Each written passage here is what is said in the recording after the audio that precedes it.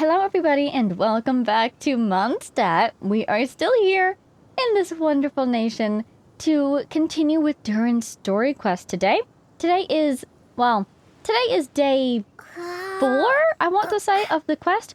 And this is video 2 of the quest. So if you haven't seen the first one yet, maybe go see that one first for some context, because we are jumping right back into it. Here is our quest prompt today. Why do people start to forget Durin? You and Paimon have no clue.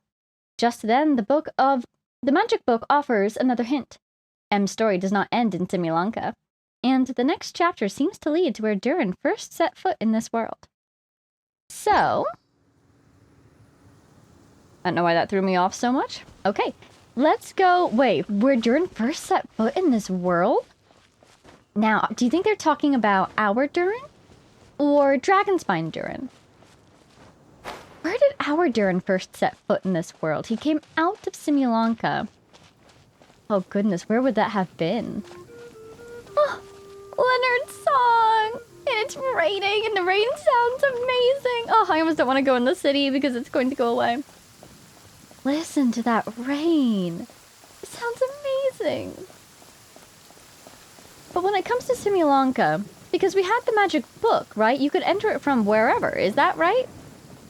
And there was a book here in Mondstadt, wasn't there? Or at least that's where we originally found it, on a table over there you guys showed me during one of our streams. So where Durin first set foot in this world, I am curious to see what they mean by that, and which Durin they mean by that. But in the meantime, I'd really just like to see that he's okay, you know? Last we saw him, he was not doing so well. And so we helped him out, and let him rest, sleep it off, hopefully, and I want to see how he's feeling today. And who else, if anyone, has forgotten him?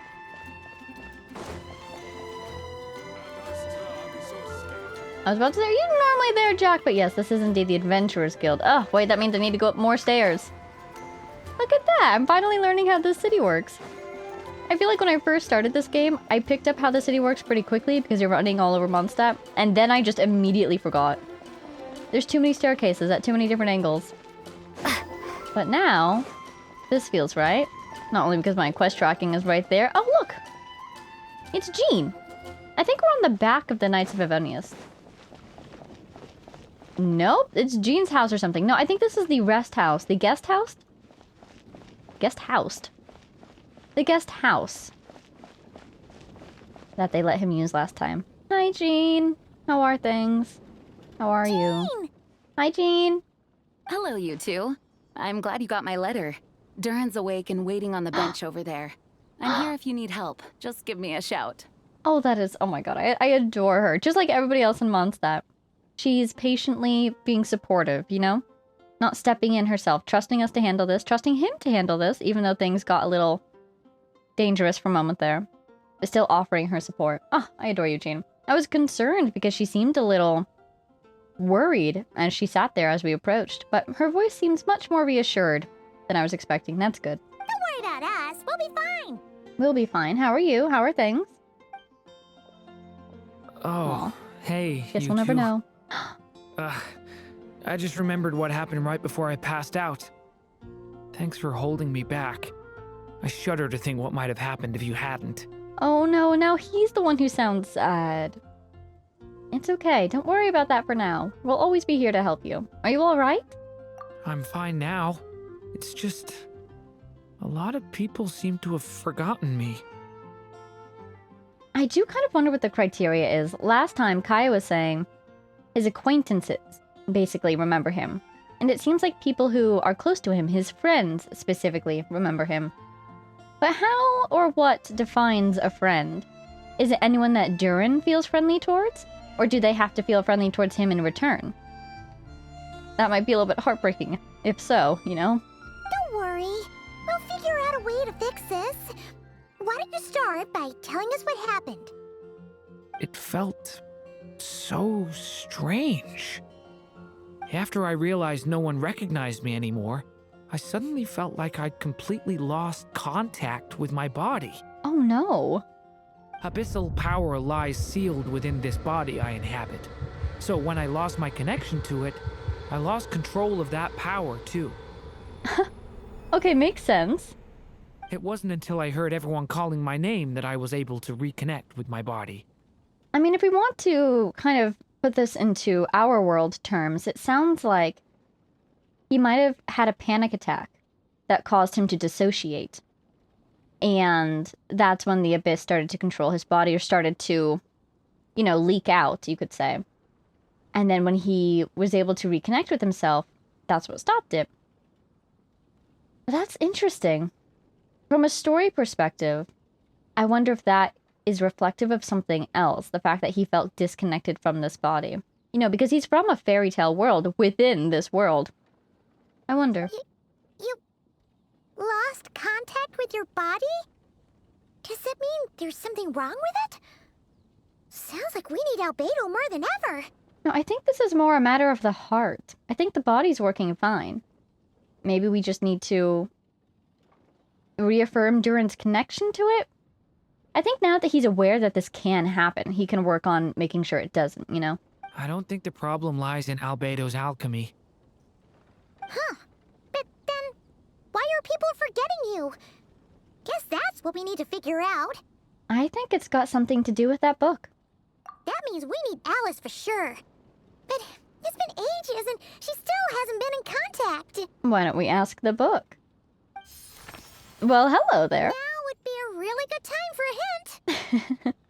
How could the story's budding branches even hope to reach beyond the towering walls? Ah, it's a metaphor. Leaving the castle, the witch went off in search of the tallest, grandest tree in the whole world. Tallest, grandest tree in the whole world. If this quest takes us to Sumeru, I am going to be so delighted. Because tallest tree, first, because we're in Mondstadt, I think of Windrise. Man, this lighting is gorgeous. Wow, is it almost sunset? That is really cool. The sky almost looks inverted, Actually, let's put that back away so we can see the sunset. Yeah, it is sunset! Oh my god, wait, this is going to be amazing. But yeah, since we're in Mondstadt, my first thought would be Windrise, of course. But in the whole world, my next thought is the Divine Tree of Sumeru City. Because that's a very big tree, but it does have the extra boost of being on top of a large outcropping of rock as well. The Apam Woods has very tall trees. It still would be very cool if they took us to Sumeru, because, again, back to our where did Durin first set foot in this world? Let's think about it another way. If, indeed, we had a book and we could open the book anywhere, then it stands to reason that our friends also had books of their own, and that's how they got into Simulanka, right? We actually know that, I believe, that those books were sent to them. So, since Mini Durin went with Hat Guy when they left, right? Maybe they emerged from a book in Sumeru. I could see that being the case. Wow. What a lovely sunset. I just wanted to watch the sunset.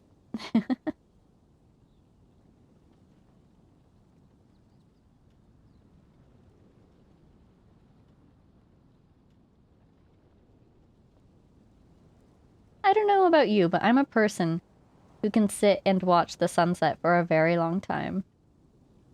And apparently that's translated to the digital sunset as well. You know what? At this point, I don't know if I'm going to get stars. So I guess that's enough for now. Oh, that was lovely. Alright, we can move on. Thanks for waiting. High up in the canopy of that tree, Ooh, she Celestia. sought a resting place, a refuge where the little sapling might take root. The sapling of Durin or the sapling of the story? I'm guessing she means the story. The story's budding branches, right?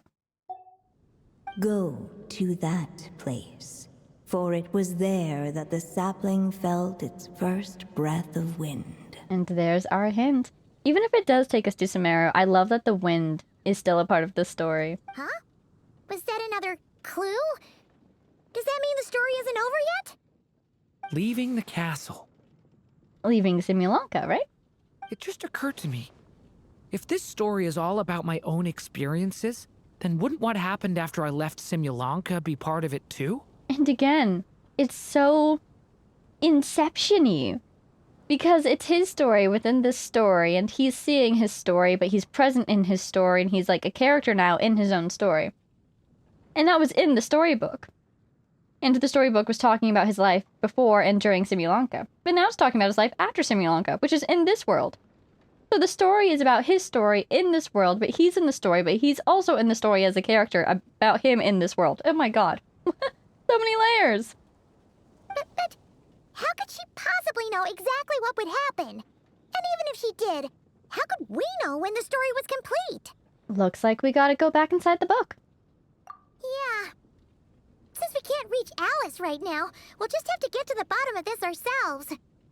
But first, we gotta figure out where this riddle wants us to go. The tallest, grandest tree in the whole wide world.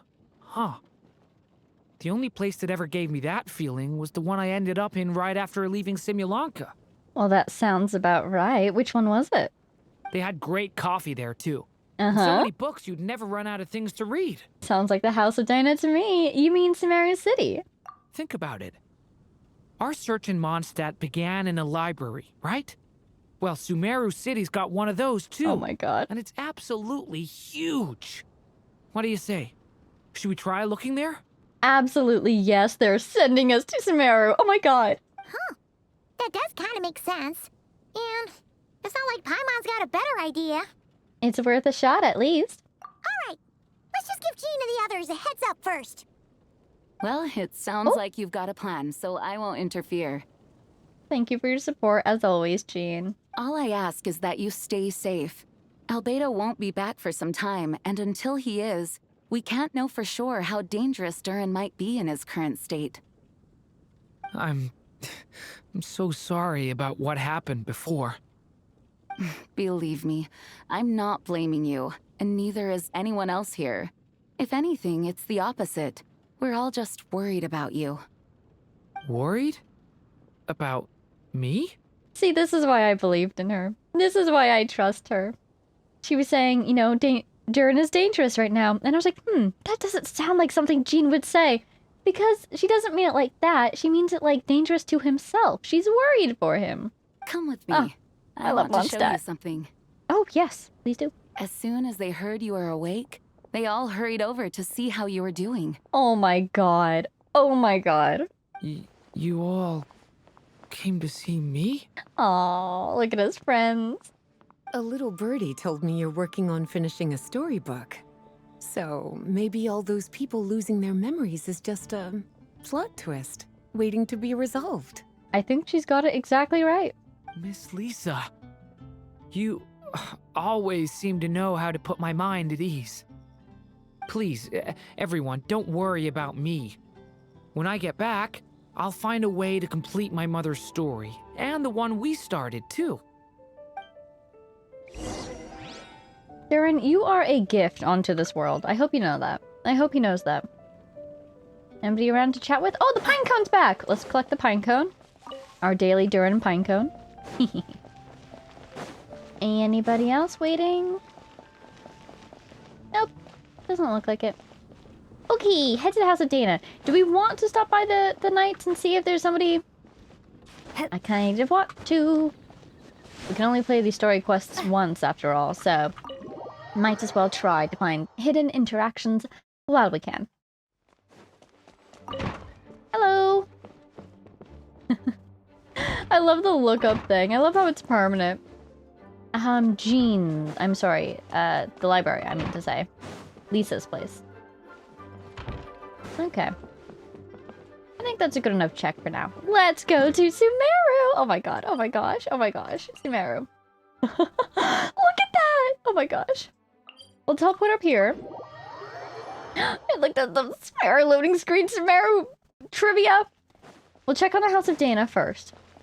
Oh my gosh, suddenly I was immediately feeling the urge to change my party to my Sumeru party. The music. Oh my goodness, the music. Nahida! Nahi! Are you here? Probably not. She probably wouldn't come back here unless she had to. Wow. Sometimes I can't believe that we can actually re-enter this place, you know? But sure enough. Okay, let's head to the House of Dana. There's been so many characters in this story. I think that's why I feel like anywhere we turn, there might be someone waiting for us to find them, you know? Especially now that we're in an entirely new city. Ooh, fireflies. I always need more fireflies, and they always run away from me. Aha! Especially now that we're in a new city, it feels like there's all those encounters waiting to happen. Why are my wings not coming out? Oh my god, thank goodness. But I guess contrary to that feeling, they probably won't be just waiting around. All the other scenes we've gotten in this story quest were triggered by the story itself, so let us simply proceed.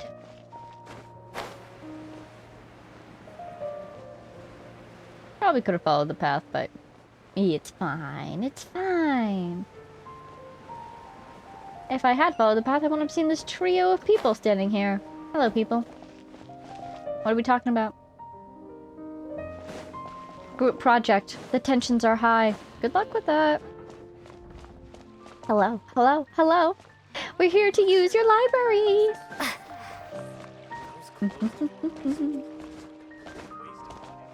My goodness, oh my goodness. The stained glass windows with all the Darshans.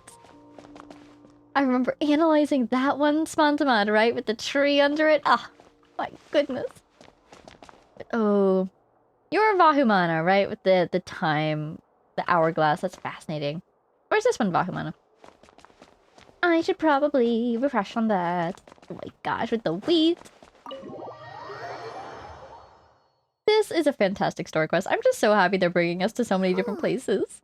After the library hunt in Mondstadt, it's not as if Paimon was expecting this to be easy. But this... yeah... this is something else. If we want to search through the entire House of Dana, why don't we recruit some friends? Just an idea. Where do we even begin? Oh, he's drowning in books. Look at that. That zoom was really cool. Even the clue this time seemed kind of cryptic. Let's just take a look around. Yeah. Guess the best we can do is stay on the lookout for more weird things going on. Alright. But if I put my game brain on, to be honest with you, I don't know if what we're looking for is in the House of Dana. When we were in the Mondstadt library to begin with, basically what we were looking for were the seeds of the story. No, the things that inspired the story that we're currently working on. The beginnings of it, you know? Now that we're in the middle of it, I don't know if we need additional materials from books. The prompt was, she took the sapling to the tallest tree so that it could grow over the walls that once contained it, right? So I could see books working as a way to expand the possibilities of that story. But I don't know. Huh? There he is! We found you. You can't hide from him any longer. Sorry, what was that? Oh my gosh. I wonder what he's asking about, though. Is he working on this project as well? I'm here to return Volume 5. Oh. Oh my gosh. He's returning a book. It's a library, indeed. According to the catalog, Volume 5 of this series is not available for loan. I can't accept the return of a book that was never checked out in the first place. I almost wonder if everyone has forgotten about him as well. But surely not. Did he just get special permission? Did he just take it? Let me put it this way. My copy is complete. Yours, on the other hand, is missing large amounts of content. So you should swap it for mine instead. Did he improve a book with his own knowledge, or did he find an unedited book? What? Volume 5 of what? Sir, you have to understand. Managing a library is a serious business, and we have protocols in place for this kind of thing. I can't just replace an important volume in our collection based on nothing more than your word. Well, then look at it. Compare the two. Hi. Can we help? Hey, look what the Wandering Tom dragged in. Oh, it's you. Well, well, what a surprise. I had a sneaking suspicion we'd see you here. And, what is it you're doing here? What is it Volume 5 of? I'm a traveling scholar, as you know. Isn't a library the most natural place for me to be? On one hand, technically he's not wrong. On the other hand, for some reason it feels a little strange to have him here. Well, the last time we saw you was all the way in Nodcry. Paimon just didn't expect to suddenly see you in Sumeru, that's all. Oh my gosh, to have Nodcry mentioned in Sumeru, this is so cool. There were some things I needed to come back and take care of. Some documents had gone missing, so I tracked them down, restored them to their original condition. And now, I'm here to return them. Documents had gone missing. But according to the librarian, the library would never loan out their documents, and they should have them on hand.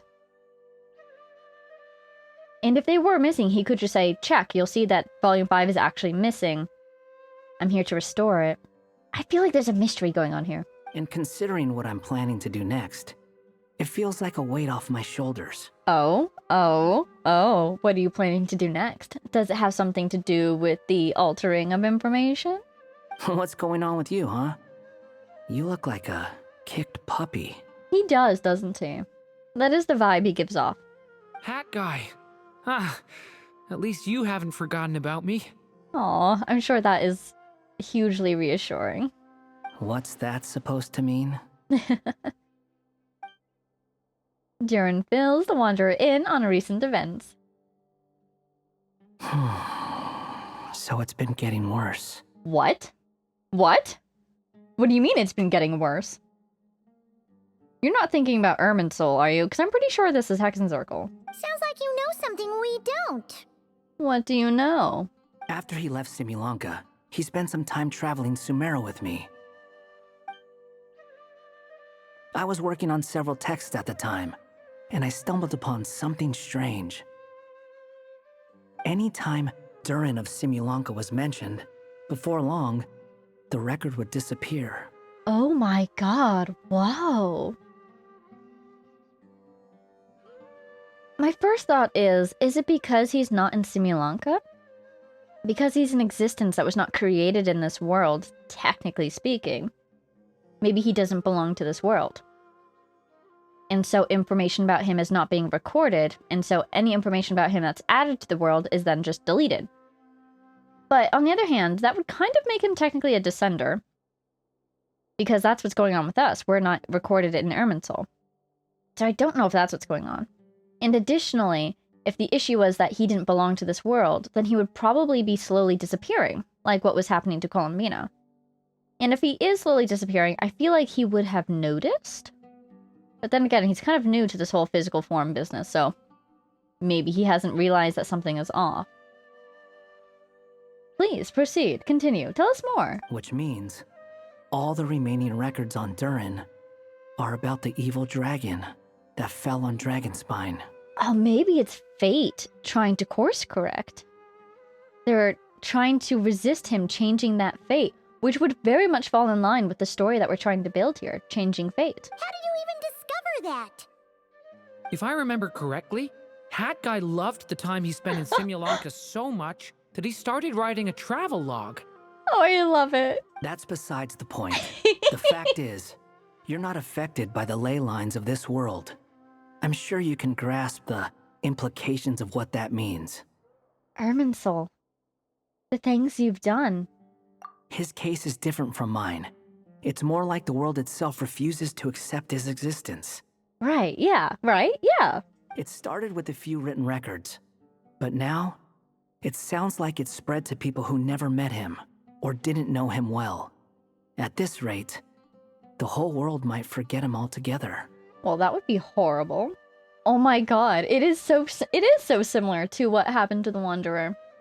Except we don't want this to happen. Because probably if the whole world forgets him, we will be the only one who remembers. Which is exactly what happened in his case, as far as we know, technically. I still have my doubts about Nicole and probably Alice, but, you know, whatever.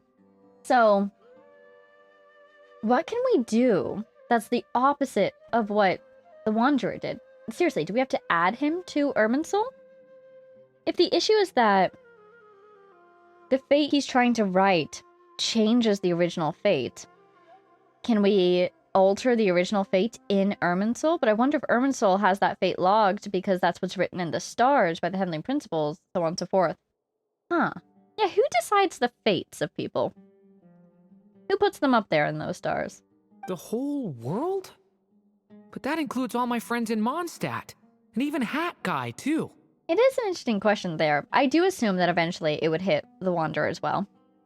Because, for all intents and purposes, he's a normal person in the perspective of Irminsul. But at the same time, he has altered Irminsul. He has interfaced with Irminsul.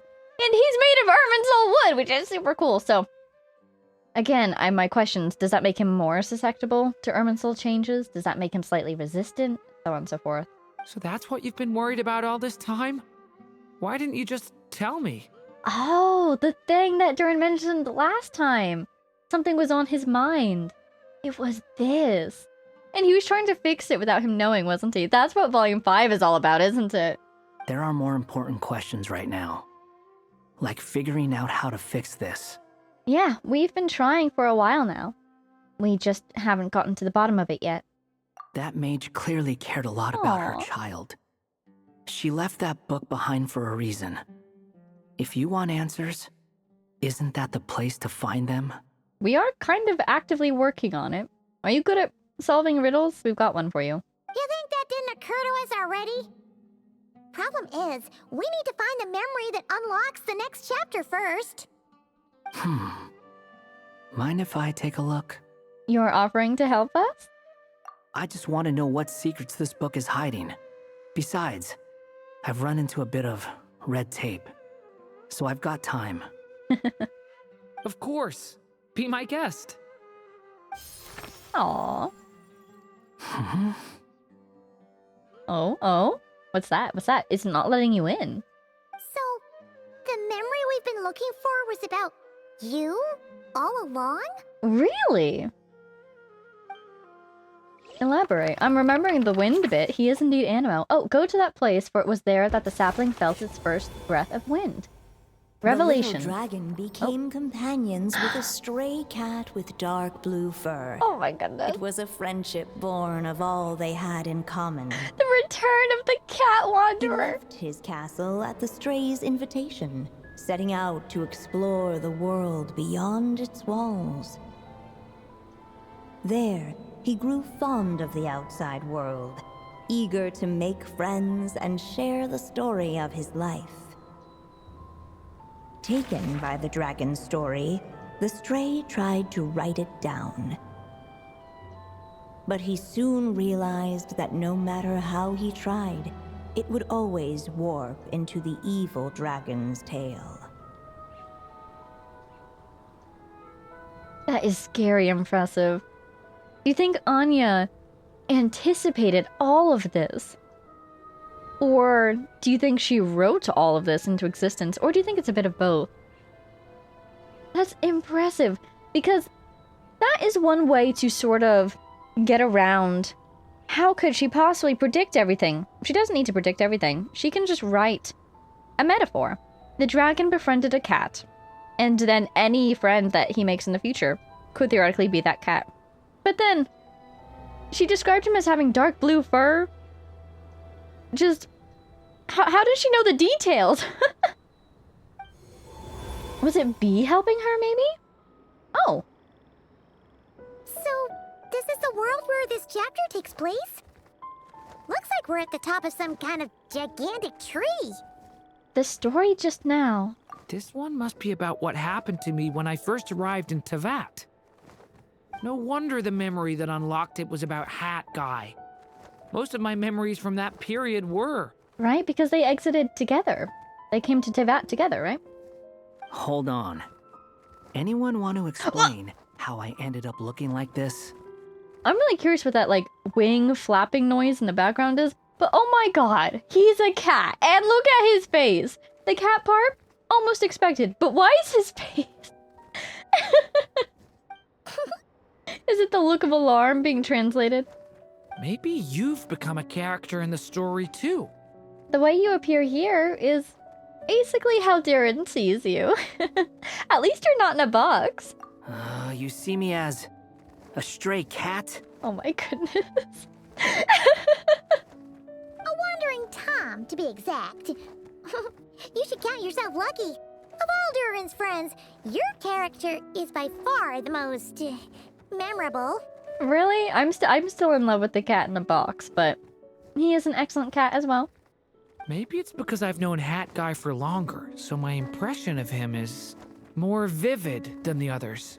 I love the fact that he's a cat while we are all still humans, or human-ish. But I guess that's because we're kind of not characters in the story from the story's perspective, you know? We're visitors in the world of this book. Vivid? Then how come you haven't changed one bit? Exactly. Guess that means the impression the traveler left was so vivid, it didn't need changing.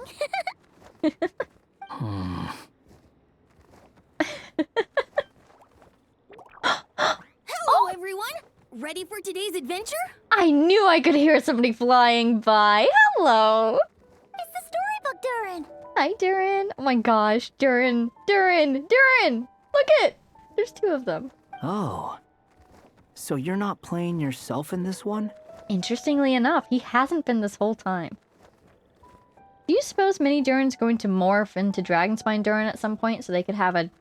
I don't even want to say a confrontation. I'd rather they have a conversation. Does that mean the two of you have even more memorable roles to play? This is Alice's magic we're talking about here. She is the only one who can make sense of it. Where are we going today, kitty cat?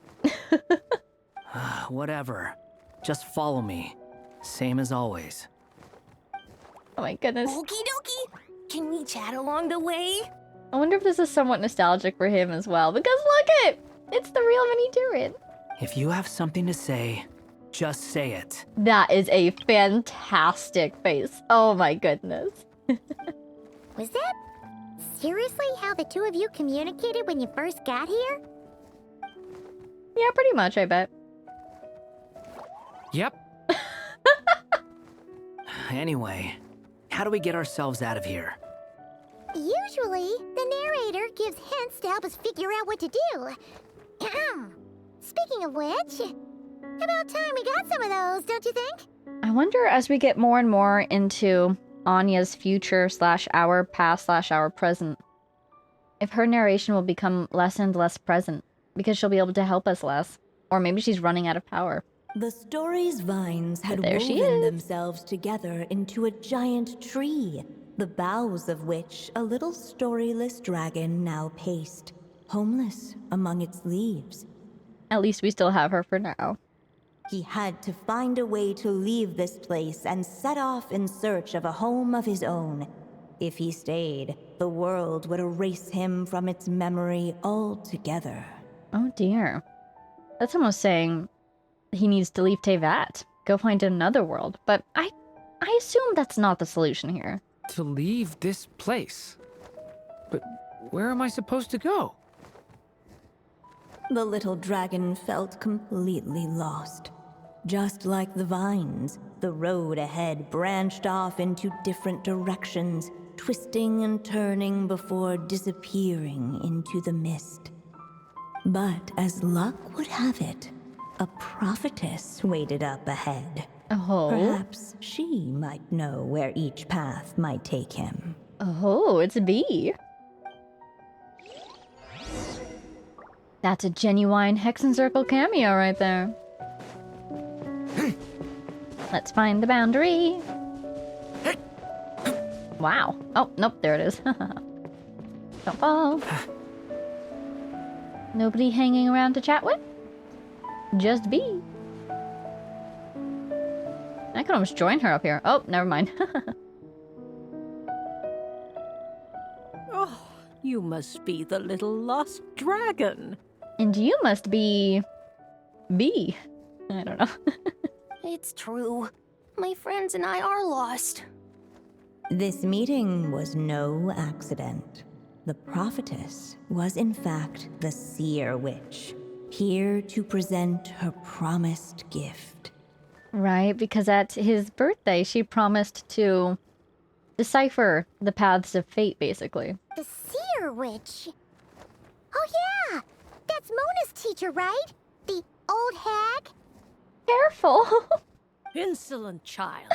I am the seer witch, your prophetess, not some old hag.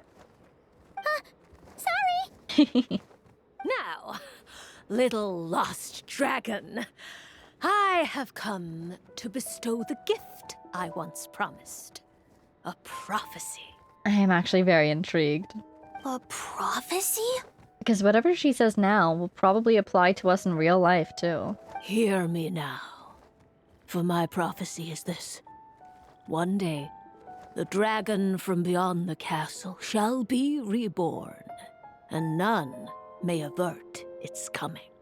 I assume you're talking about Dragonspine Durin, and I assume you're not talking about this version of him. Do you mean the original one? The wind took the prophecy and swept it off into the distance.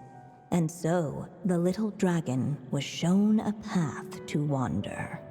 A path shown by the wind. Could that be referring to what happened back in Mondstadt?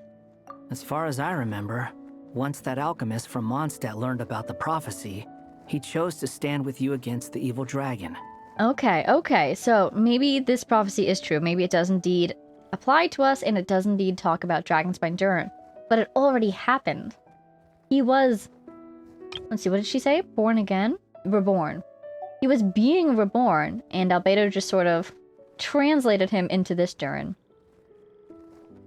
Possibly?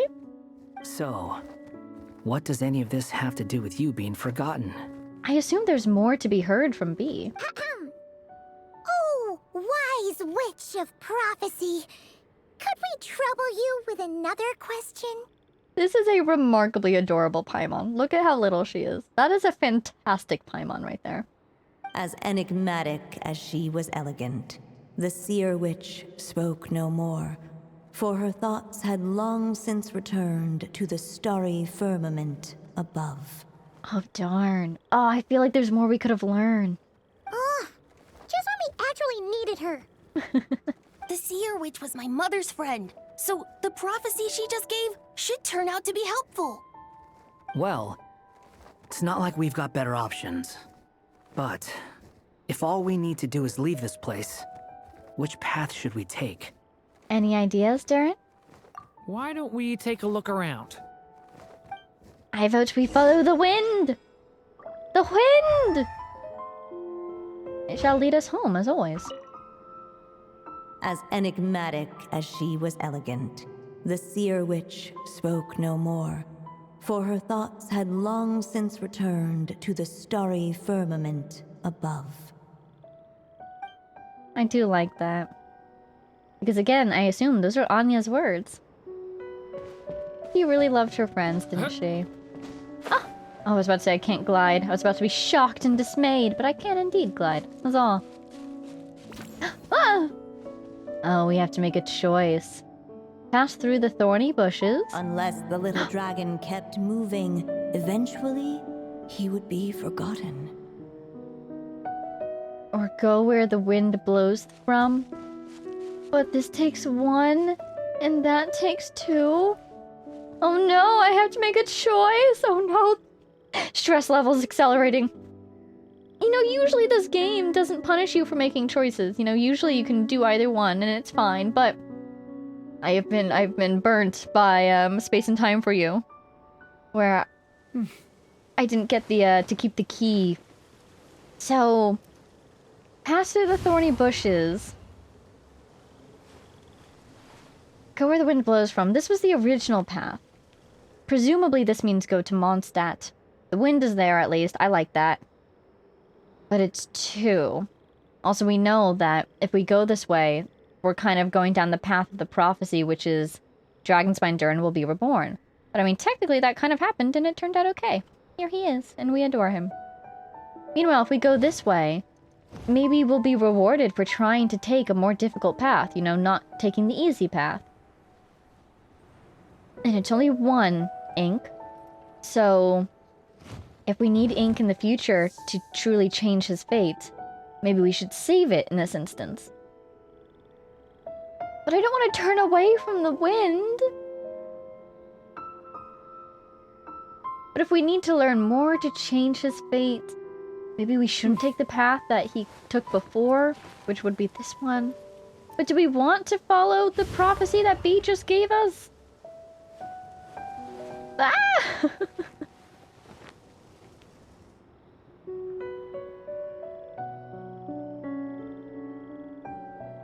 Are there any other options? Is there a secret third? Return to the castle is 0? Oh my god, there was a secret third option. I mean, I want to do it just to see what happens. But that feels like a terrible idea. Oh my god, what do I do? And whatever I choose, I'm going to want to know what the other 2 options would have given me. Ah! This is what they call decision paralysis?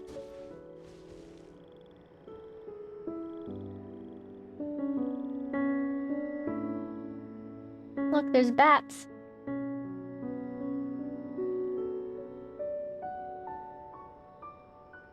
Do I get a dialogue option if I start to choose one?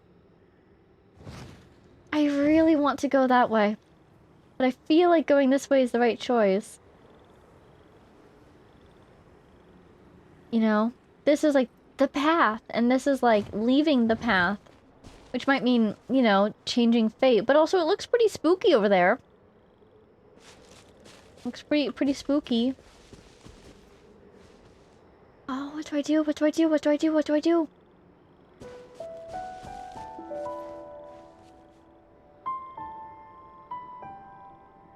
I kind of just want to see if I click on one, does it tell me something? But I should click on one that I'm okay with being the answer. This is so stressful. This is so stressful.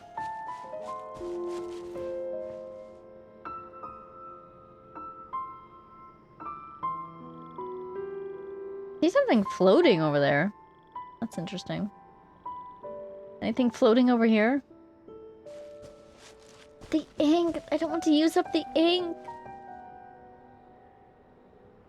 Okay, let's just see what happens if we go this way. Oh god, oh god. The shadow of a dragon passes overhead. So if I can just walk through... Oh, I don't want to get stuck back at the castle. Looking back the way he had There we go. the little dragon saw a gentle glow, a warm light that reminded him of somewhere familiar. The castle his mother had built for him still stood tall as ever, and in the paradise behind its walls lingered many joys of the past. Its gates were always open for him, a haven where no tales of wicked dragons were told. I just really want to make friends with everyone. I was getting increasingly spooked because I could hear whispers. It was his line. Okay. So if we go this way, will we get something similar, or will we just pay the toll?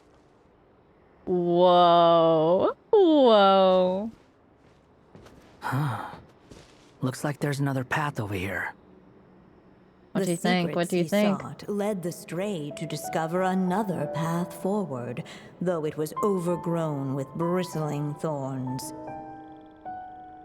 I feel like this is the way to go. I really feel like that's the way to go. We need to leave the path. Find a new fate. The wind kept blowing, but the little dragon had not yet resolved to follow it.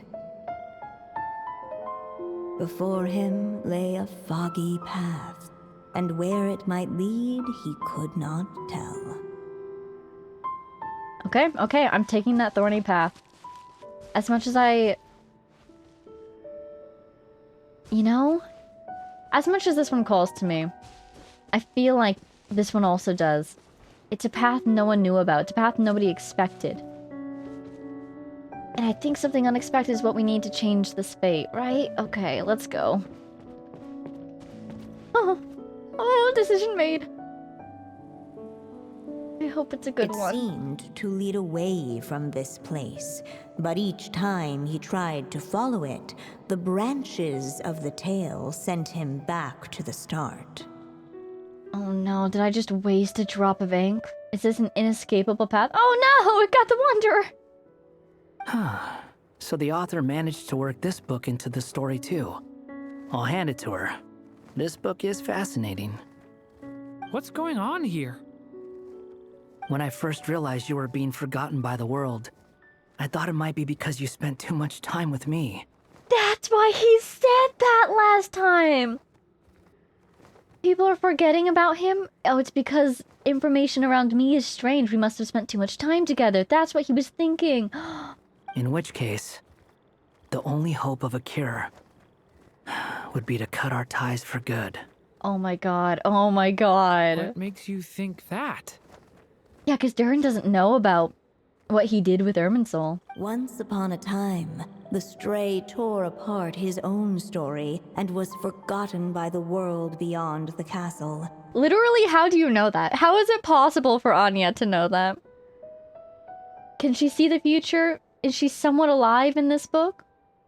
Did B help her out? That is so cool. He believed the story had cursed him, and that his misfortune had rubbed off upon the little dragon. On the other hand, it's very funny to have a narrator that's like, alright, no more keeping each other at a distance, no more secrets. We're going to talk openly about our feelings. The story's curse. So he thought the fact that he was forgotten affected Durin too. It was just a suspicion before, but now I think it's something we have to try. Oh, really? Is that why the screen, when it was split in two, he was the only one looping? He thinks we need to leave him behind, basically, in order to advance? Wait, what do you mean? Try what? One of the story's branches is a path I can't take. If you follow it out of here, I won't be part of your story anymore. Oh my god. I mean, on one hand, absolutely not. Just no, we're not taking that path. On the other hand, what does that translate to outside of this storybook? What does that mean in Tevat? What could Durin do in Tevat that would change his fate, but make them unable to know each other? Huh. Considering what the strange magic in this book is capable of, making that choice could cut our connection once and for all. Not this again. As long as there's a chance it might work, it's worth a try. No, it isn't. That's the sort of thing you try only when there's no other option. And it's still an if, even then. So it's not worth a try. Not as long as there's a chance. No. No. He's not like me. He deserves for the world to remember him. Oh my god. Implied is that I don't? Oh no. I, as in the Wanderer, doesn't. What do you think, Durin? I think it's... yeah, it's up to him to make that choice. Well, maybe Hat Guy has his reasons for thinking that way, but that's not the kind of decision I can make so easily. Thank you. Thank you. He's a good friend like that. Walk the path. No! No, thank you. Can I leave? Can I turn back? Ha ha ha. I don't think I spent my ink, right? I think that's where I was earlier. So we're going this way instead, right? The wind kept blowing, but the little dragon had not yet resolved to follow it. If I have to go down that other path, I'm going to be very upset. Before him lay a foggy path, and where it might lead, he could not tell.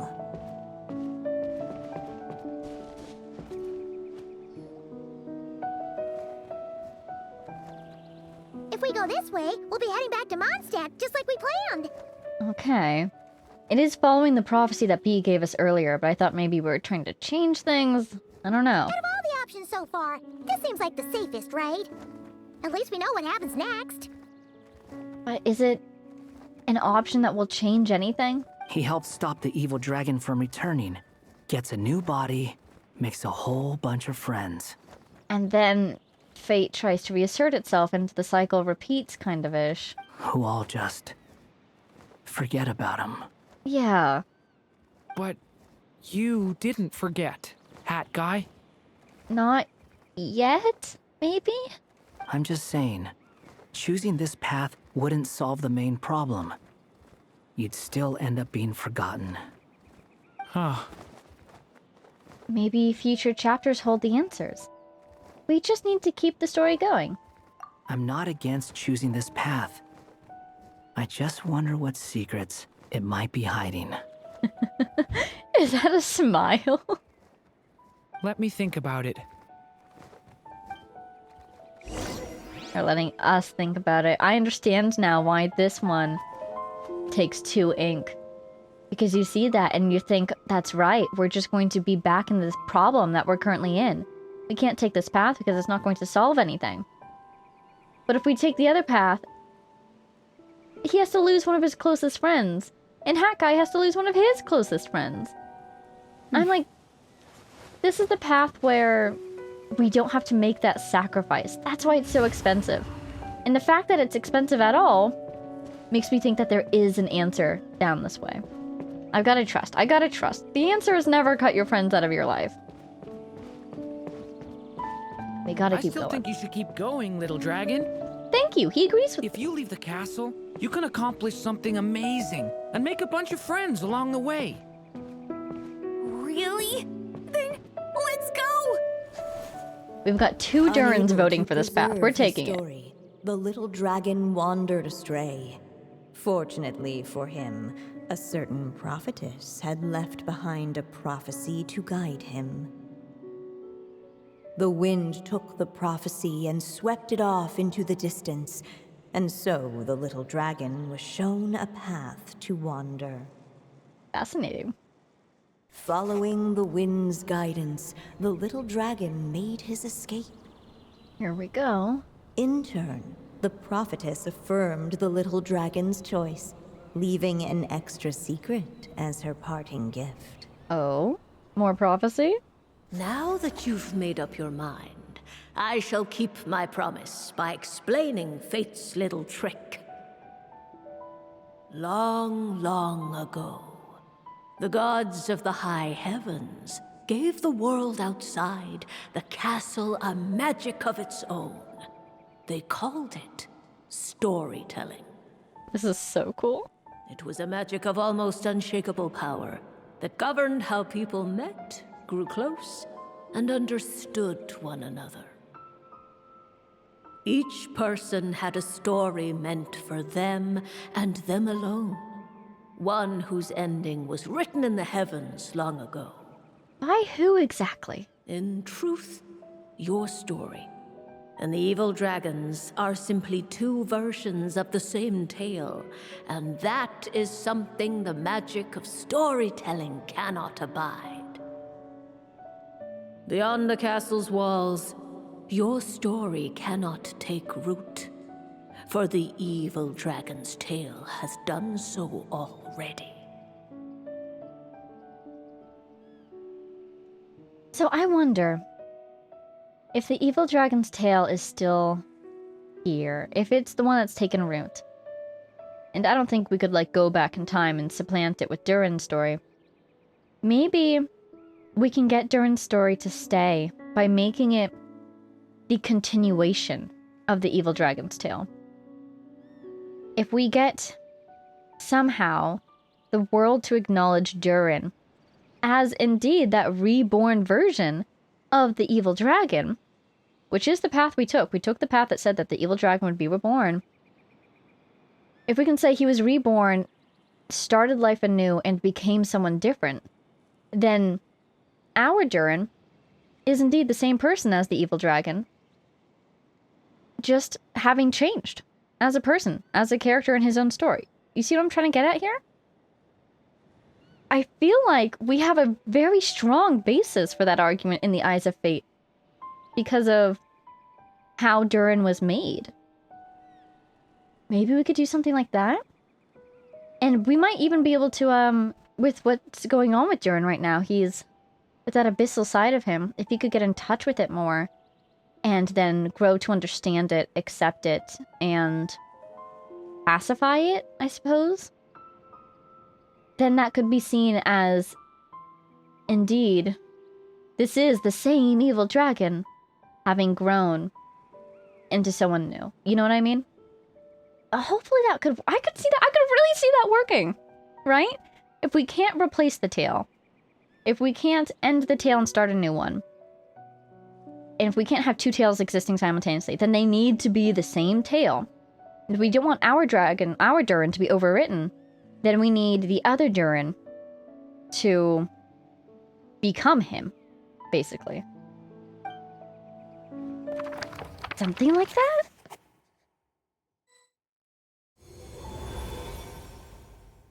So, that was the secret? I wonder what all the other students in the House of Dana are thinking, looking at us just vanishing into a book and then coming back out. Huh. I see. I'm confused.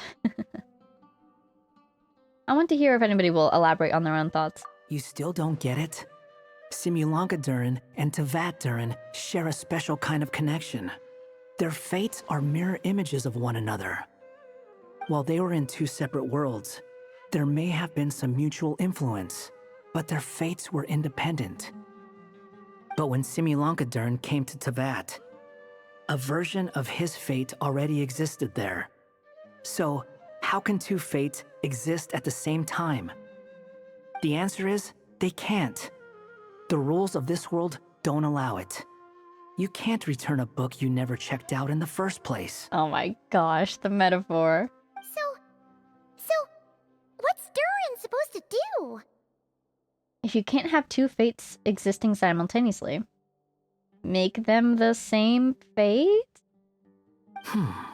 Those mages seem to have come up with quite the ingenious solution.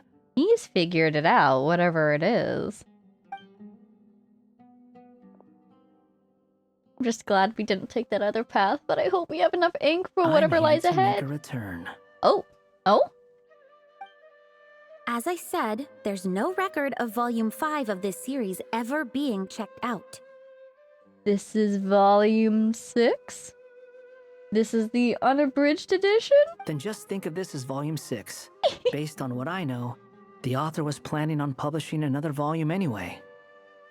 The catalog does have a slot reserved for Volume 6. So, this is it? Okay, yeah. With this metaphor being in place, I am pretty darn sure that the plan is for Durin, our Durin story, to be the continuation of Dragonspine's Durin. So if we can just get those two people to be acknowledged as the same individual, then the story can continue, with Durin as its main character choosing the life that he wants to choose. On the other hand, this is hilarious.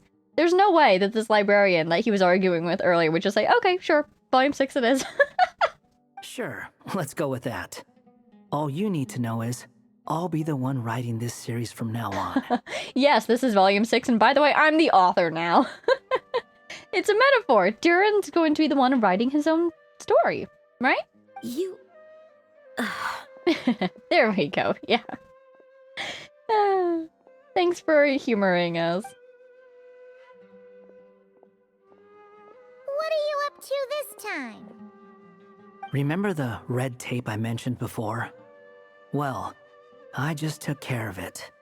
Now, I guess you'll be off to see your alchemist friend? Oh my gosh, does part 5 of this story have Albedo? Oh my gosh, like all my favorite characters in one story. It should be pretty obvious by now. He has the answers you're looking for. Well, we do have a whole bunch of things to confirm with Albedo, that's for sure. But didn't Jean say he'd be gone for quite a while? Didn't she also say she wrote a letter requesting his return? I'm sure he'll come back as soon as possible, once Durin's name is mentioned. I'll join you. Just let me know when it's time to go. Oh my god, yay. Hat guy? Don't sound so surprised. I'm part of this story too, aren't I? I'm just playing my role. Well, yeah. But it's not that. I just feel like you want to help, but something's holding you back. You're not still worried about Irminsul, are you? When I first realized you were being forgotten by the world, I thought it might be because you spent too much time with me. I even thought cutting our ties might be the only way to fix it.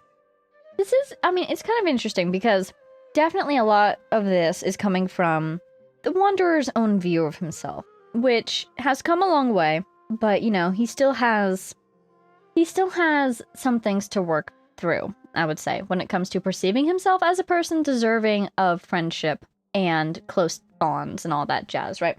But on the other hand, as far as we know, he's the only person who's ever been through this. You know, that's a big as far as we know, because who knows what our siblings been up to, etc., etc. But he's the only person who's removed themselves from Irminsul. And so who knows what sort of consequences that might have.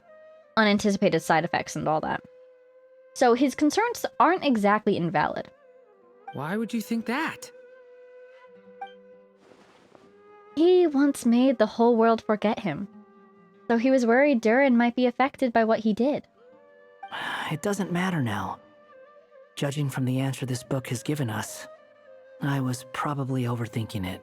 Make that definitely. Anyway, we're in this together now. Just as well. With the ley lines rejecting him like this, the people who still remember him are his only remaining connection to this place. It's really similar to Columbina. If that last fragile tie was broken, who can say what devastation his unbound body might unleash? That's the other part of it, isn't it? Like Durin was saying earlier, when he disconnected from his body, that's when the abyss started to escalate. So if he is lost, but his form still remains, we'll basically just have Dragonspine Durin back in our hands, won't we? Or even worse, a Durin with no concept of a heart or mind. And to think I'm one of the people keeping you here, instrumental in helping change your fate. Can't say I saw it coming. Yeah, and to think, if he had gone through with his cutting ties plan, that might have had actually the opposite effect. Might have made things worse. How interesting. Something to learn for the future, perhaps. Well, if it's good enough for Hat Guy, it's good enough for me. After all, he is about as odd as humans get. Excuse me? With some people, even if you try asking a simple question, they'll always give you a complicated answer. And the more you ask, the more complicated it gets. Truth is, Hat Guy's just that kind of guy. He has a very complicated past, so I can see that happening. Sometimes for sure, but he isn't always like that. Whatever. All I needed was a yes or no, so we can quit it with all the back and forth. Oh my gosh. I do love these characters. I love the combination of these characters. I love that you're standing, alas, on the sill. That's fantastic. Hi, Durin. If you feel like stepping back into the story, just come find me. Of course, of course. Hello. I'm sticking around for the next few days. So, when it's time to go, you know where to find me. I do wonder where he goes. What does an average day in your life look like? Simultaneously seems like a very busy guy, and also like the kind of guy who could just fly off into the wilderness at any moment. Let's go back in. As always, we want to go back in and check if anything has changed. Usually we get a little bit more information out of it. I bet B will speak to us again. Okay, once again, there's nobody here. Is she facing the other way? Yeah. Is she still looking at the stars? Hey, it's Mona's teach... the Seer Witch. How come she's still here? Who goes there? Can you not see? I am busy stargazing. Looks like she's back with us. Hey, since we've got the chance, why don't we ask her to read our fortunes too? After all, according to the book, her prophecies are meant to be super accurate. Oh, absolutely yes. Because on one hand, I don't think she'll get anything from us. But on the other hand, I would love to know what she can get from Paimon. The only thing is, Paimon's not sure how we're gonna convince her to do that. By paying her, maybe? How dare you? You take my fortune-telling for some kind of street performance? Oh dear. Sorry. Paimon's just curious how accurate it is. Very well, then. I'll show you what my wisdom can do. Come forth, Silver Sprite. Let me see what fate has in store for you. Oh my goodness, yes, please. Ooh. There she goes, there she goes.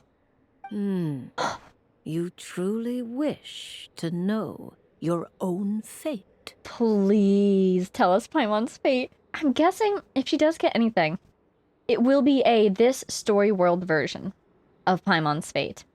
By which I mean it's going to be a metaphor for Paimon's fate in the real world. In Tevat, that is. So, please do share. Come on, enough with the suspense already. Is it good or bad? We can still get something from a metaphor, I think. Oh. On the other hand, she could also just mess with us. Aw, Come on. Come on. You know she's got an incredible fate stored away up there. Isn't it interesting to look at? What is it? Really? No. Really? You're just gonna think about it and then not tell us? Oh. What? What? What? Third time's the charm.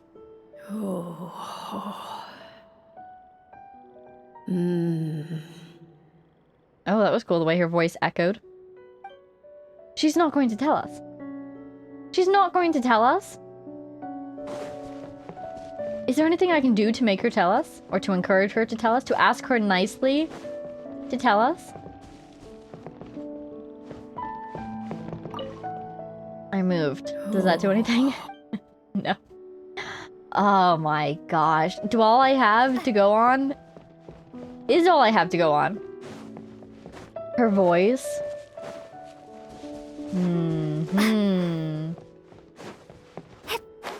Alright, what's down this path this time? I bet it's nothing. Oh, there's the wall. Alright, let's get out of here. Typically we have to teleport out of these little pocket dimensions, but let's take the other path, see where it takes us, and then we'll teleport out. But let's see, anything else to go over? There was something that Durin said, right, that really puts this story into sort of a temporal setting. We were talking briefly last time about how this quest definitely happens at some point in the Nodcry Archon quest, because it became available at that point, right?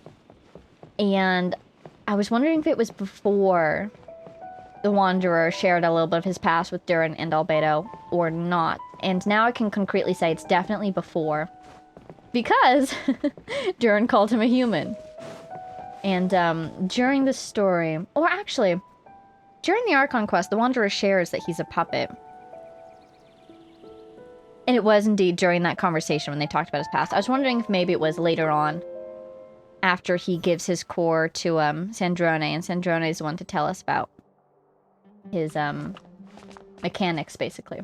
But no, he definitely mentioned during that conversation with Durin and Albedo, and possibly was Flint's there as well, that he's a puppet. Because we learned about how he's made from Irminsul wood. That fun fact there. Okay, so we're going to call it here for now. Can I sit down in a chair, actually? Yes. We're very studious folks over here. We're going to call it here for now because we have to wait for news from Albedo.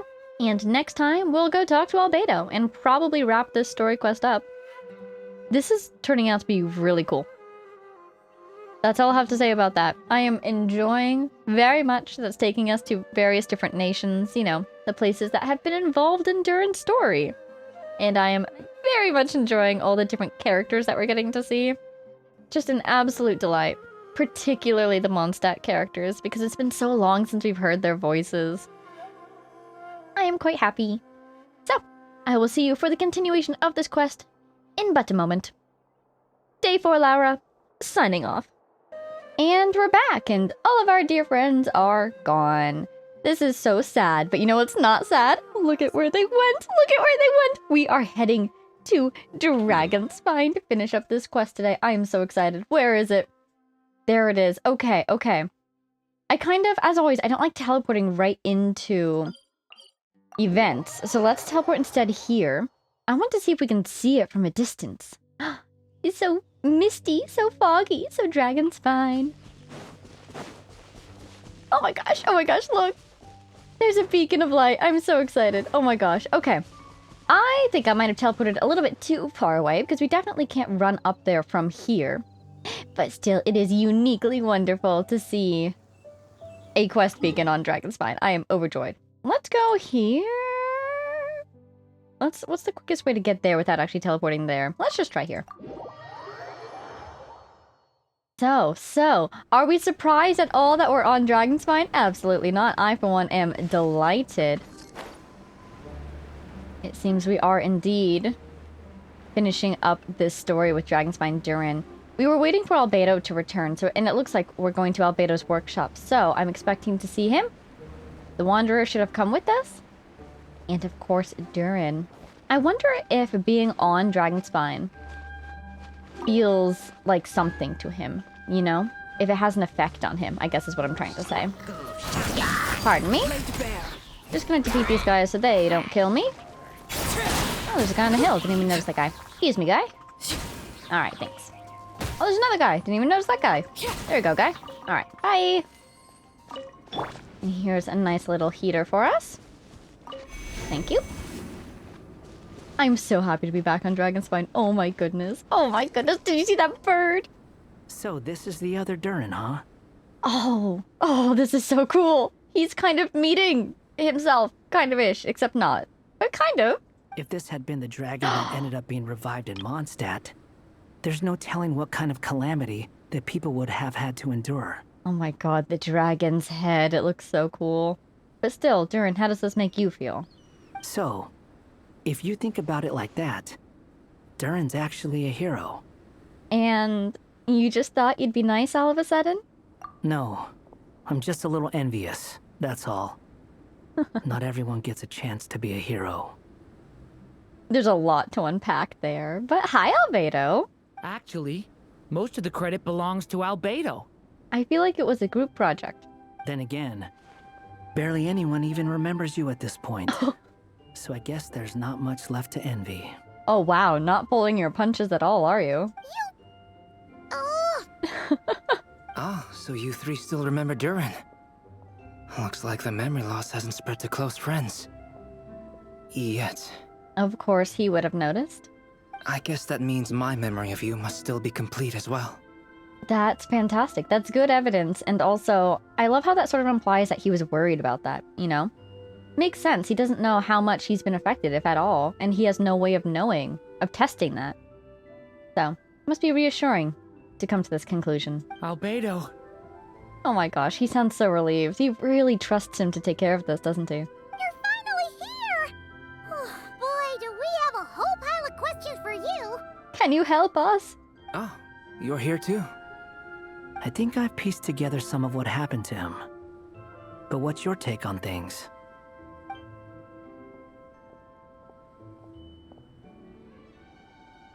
Thoughtful Master Jean pause. filled me in on what happened. And I've got a few theories. But let's get on the same page first. We have to compare notes. This is indeed a very effective group project team, isn't it? You exchange intel with Albedo, who also checks how Durin is holding up. Well, physically, he's doing fine. His body is holding the abyssal power at bay. And there's nothing whatsoever to indicate any risk of collapse. I do adore how much everybody cares for Durin. You know, it's so wonderful to witness. So, from an alchemy point of view, there's nothing wrong with him? The issue isn't so much that the abyssal power within him has gotten out of control. It's that the connection between his will and body is fading. Oh, interesting. Didn't expect Will to pop back up here, but as soon as he says it, it makes perfect sense. The connection between his will and his body is fading. Have we learned in the past anything about the interactions between will and fate? Do they have any connections? Can they affect each other? If he ends I up wonder. losing his conscious will, his body will fall back on its biological instincts. And that's when the abyssal power within it will take over. But if that happens... This book mentioned a witches' gathering. It seems like quite a few of these witches got themselves involved in Durin's case. Which brings me to my theory. Oh, by all means. Bringing fairy tale Durin into this world to replace the Durin on Dragonspine means using one Durin's fate to overwrite the others. And I adore this particular area in Dragonspine is so cool. Like, obviously there's the ribs, there's the dragon's spine, but this being the dragon's skull, it's not immediately apparent until you fly over it or walk by it at a certain angle. That realization was just, oh my god. I think it hit me when there was a Scarlet Quartz. I always mix them up. It's either Scarlet Quartz or... what's the other one?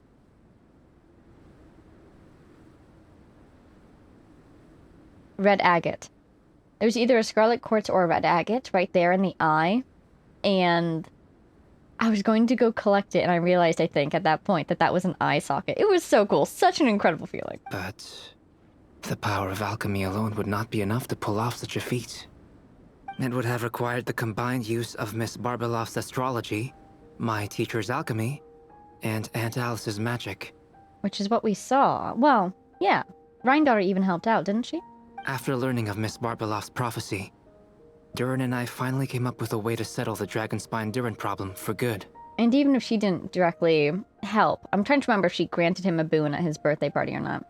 She said something about contributing because she thought it was interesting.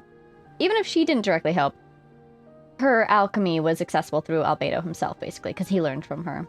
And I took care of the alchemy side of things. Exactly. Which, looking back on it, seems to have been a part of their plan all along. That is so cool, because, like, he's been at Mondstadt for how many years? And before this ever even became a concept? Like, before Durin ever even popped up. So cool. Now, there's only one thing missing. The magic, right? As for the fate theory our friend in the hat just mentioned, I still can't figure out how any kind of magic could possibly influence the fate of Tevat. But I'm certain that the answer lies within this book. Alright, we're going back in, aren't we? I want to review the 3 ingredients we need. It was Miss Barbeloff's astrology, Rhindaughter's alchemy, and Aunt Alice's magic. I presume that's the part we're working on now because of the book. So, the reason Alice had us complete this book was to make that magic possible? That's so cool. It feels like we're writing the spell. Is this related to her second most powerful spell? Her first most powerful spell? This is so cool. And I love how, even though it's Alice's magic, the conduit for it is Anya's story. Delightful. A form of magic powerful enough to rewrite fate itself. And it's the magic of storytelling, isn't it? Oh my god, I love it. It ties into some of Genshin's main themes so well. It reminds me a lot of the Hexenzirkel storyline. Well, we've no time to lose. I just need to take a look at the book. The next part of the story most likely relates to me. So the memory that unlocks it must be connected to me too. And it's a good thing we are working on this now, because imagine if we took too long and close friends of Durin started to forget him too. Would the memory then become inaccessible? Huh? There we go. The giant tree was home to a broken branch, the shape of its splintered arm aligning perfectly with the branch that had burst forth from the castle walls. And the tree branch in the foreground here. Join yourself to that broken bough, for there you may take root at last, and henceforth bask in the sun and rain of the world beyond the castle. But first, fetch the stickiest clay and let it bind the scar of the break. I see.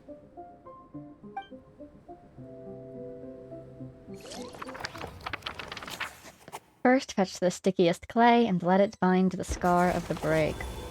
It feels like the theme is Guided by connection, the right? breeze, the little dragon arrived at an alchemist's workshop. Indeed!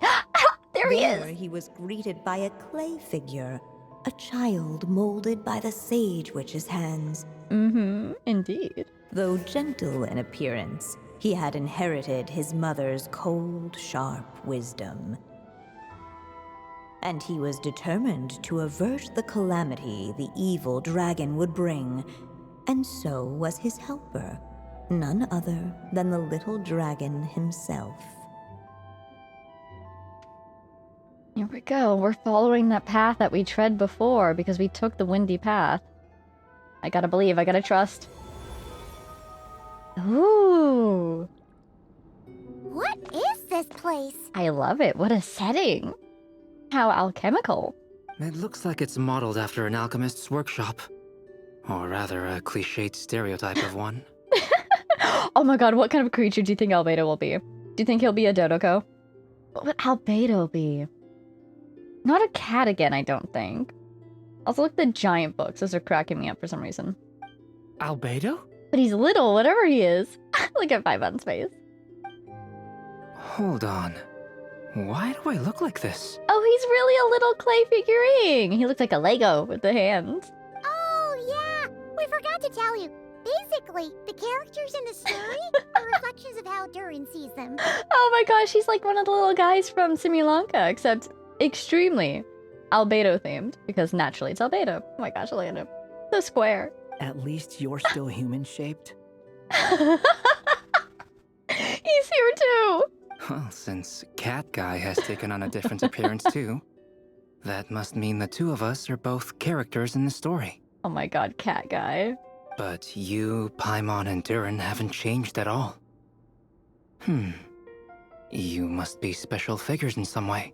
Right? I am curious to see if that will come into play later. I kind of assume that it will, because the story is continuing to see us as external forces. I'd like to know more about that too. But seeing as none of them can explain it, let's just concentrate on moving the plot forward. Let's take a look around. Everyone investigates. Roll your investigation checks. Perception, all that. Check for traps. So far, nobody is dead. Fantastic work, everyone. Ooh! Is that a hidden path? And just like that, the group stumbled upon a hidden passageway.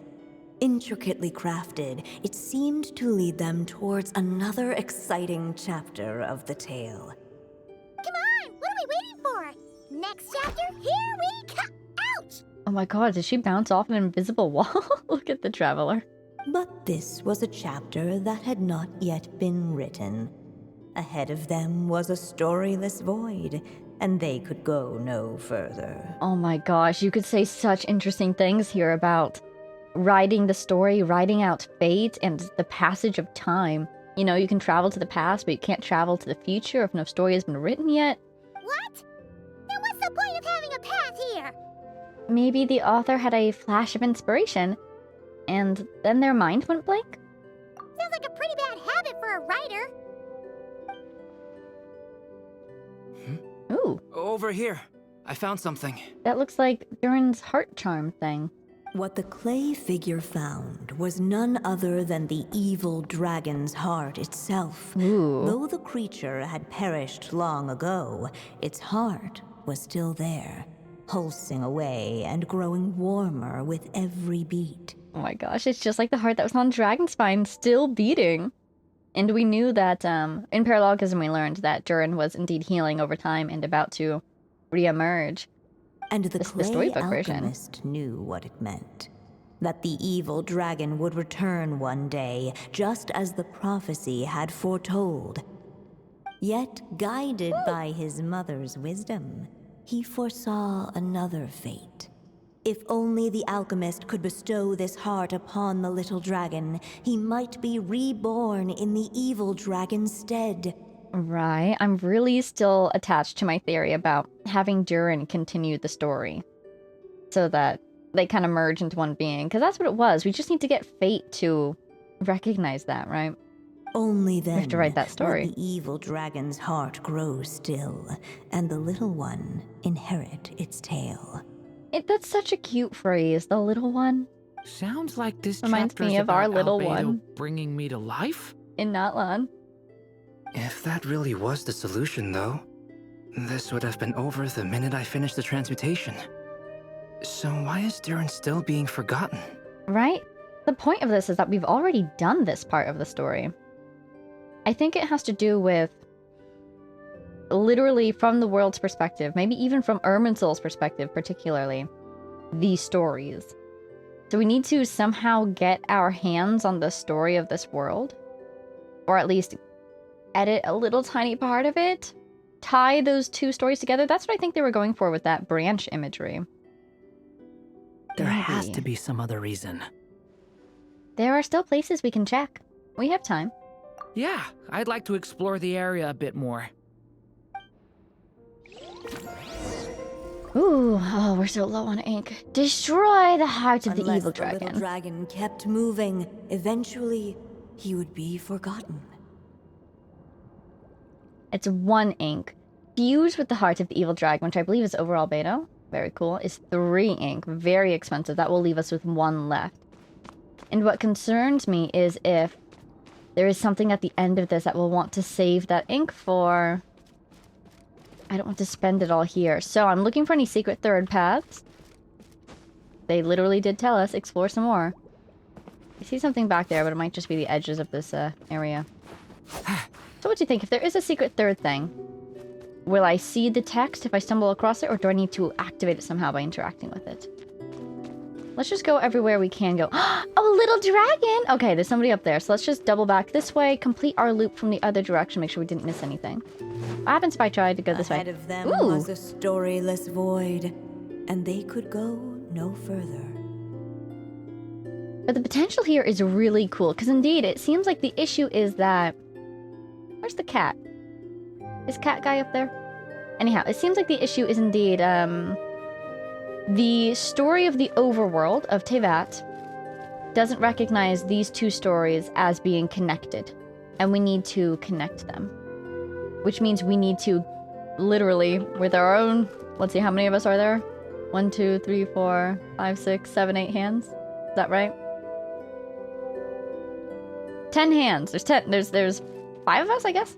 Wow, why did I count hands instead of how many people there were? 1, 2, 3, 4, 5. Yeah, there's 5 of us. Hahaha. 10 hands, or 8 hands and 4 paws. Change the story. And the idea of doing that, the prospect of doing that is downright incredible. Oh my god. Just the possibilities. The implications. Hi, little dragon. How's it going? There you are. Hi. I don't even know which one's talking. It was him. Oh, hello there. Right. Hey, it's Mini Durin again! What are you doing holed up in here? What are you thinking? Any thoughts? I was worried I'd scare everyone off, so I've been hiding out here all this time. Just like before. You must be really nervous, huh? I guess I am a little nervous, but I'm also excited. I'm gonna get to stop the evil dragon and even become a human. It's all thanks to that clay man. He's the one who talked me into it. And once I'm a human, I'll be able to make loads of friends and do tons of important things. I'm so happy to see how excited he is for this prospect. Because in paralogism, paralogism was fantastic. I had a wonderful time. But, you know, everything happened very quickly because we needed things to happen quickly. And even then, I think I was hoping that Durin was absolutely sure he wanted to do this because he's becoming someone new, but kind of also changing irrevocably who he was in the process. But it seems like he was really excited to do that, so that's good. I'm glad. You'll make lots of friends, that's for sure. And go on many unforgettable adventures. And it seems like he doesn't regret his choice. So, that's wonderful. I'm so glad to hear it. The only thing is, the clay man said becoming human isn't gonna be easy. So I'm feeling a little anxious too. He's right about that. Even if you manage to become a human, there will always be tougher challenges on the road ahead. Really? But even so, your friends will be there to help you. Oh, there you are, cat guy. Oh? Then I'm not afraid.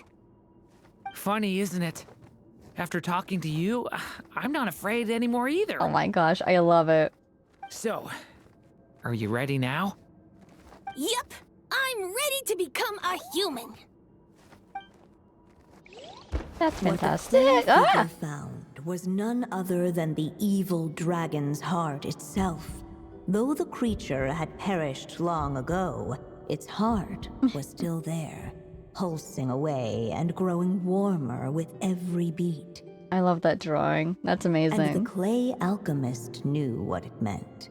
That the evil dragon would return one day, just as the prophecy had foretold. Yet, guided by his mother's wisdom, he foresaw another fate. If only the alchemist could bestow this heart upon the little dragon, he might be reborn in the evil dragon's stead. Only then would the evil dragon's heart grow still, and the little one inherit its tale. Right. At last, the little dragon accepted the evil dragon's heart, and a new life came into being. Oh my god, did it choose the fuse option without us choosing The it? evil dragon's heart There he beat is! in his chest, and the little dragon's soul guided him forward. Oh my god, look at him, he looks amazing! Thus did the prophecy hold true, even as fate had been rewritten. And so was the little dragon born anew. Okay, this might let us progress through the story into that unwritten portion. Seriously, it feels like they chose the fuse option without me going over there and clicking on it. Fascinating. I mean, obviously we were going to choose... Ending. That must be the last step, right? Woohoo! We completed the story! Obviously we were going to choose that option, but I was kind of hoping I'd be able to go talk to Albedo and see if he had any dialogue about it. I am now concerned. We appear to be in the void. Paimon, this is a concerning ending. But then, why are we still here? At least Paimon's back from the void. Welcome back, Paimon. Is that where she goes when she disappears?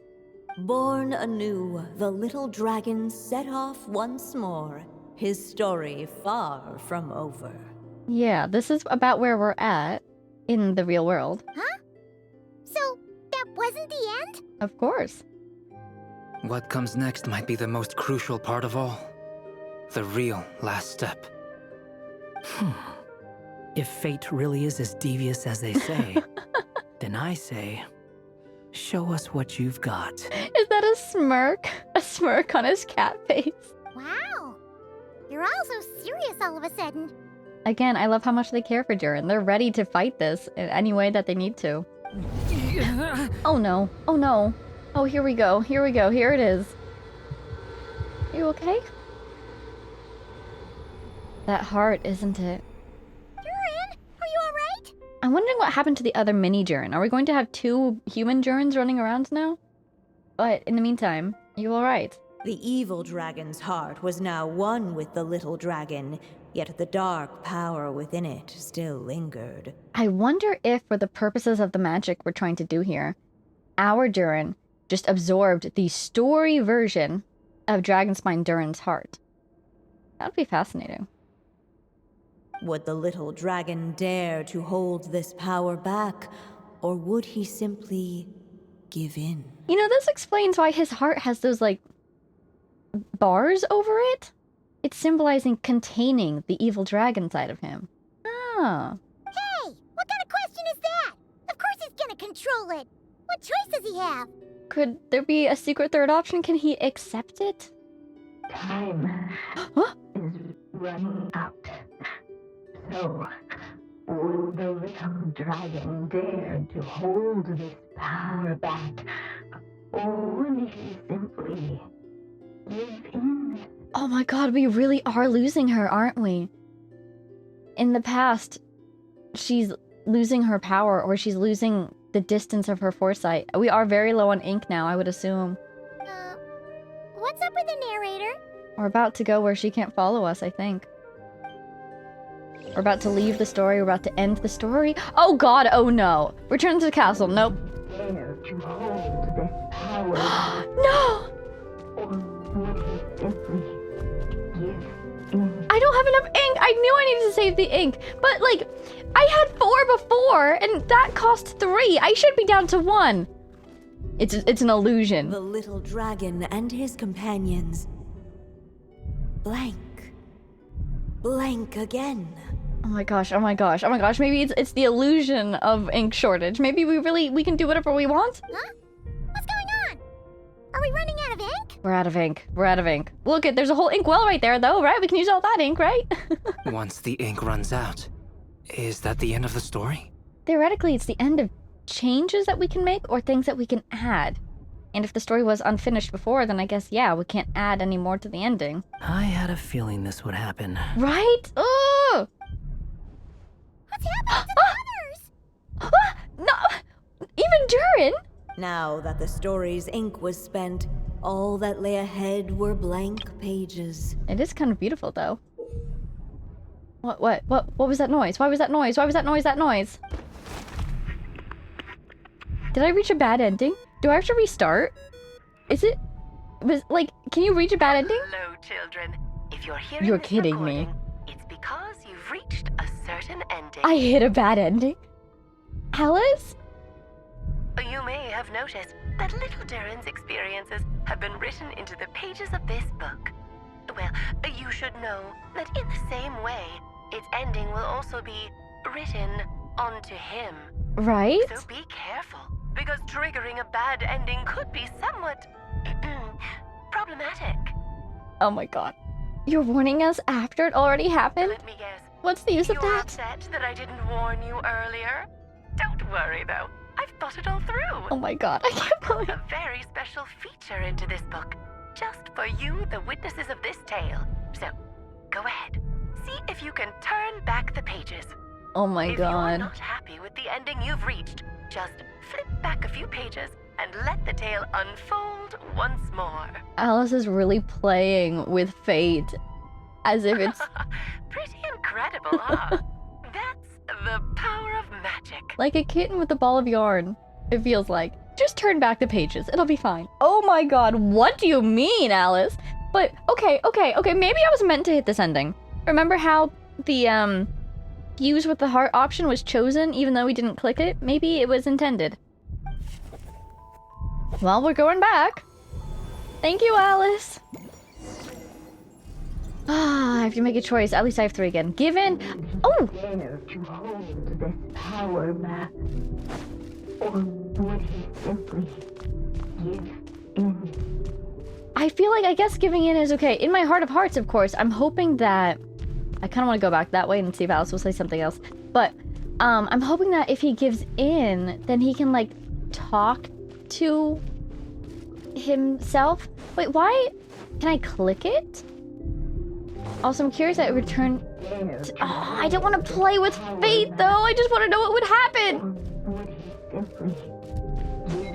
Alright, you guys will just have to tell me what happened if I went that way or if I went that way. How do I click this? Wait, do I just stand here when time runs out and that's how they know I've made this choice?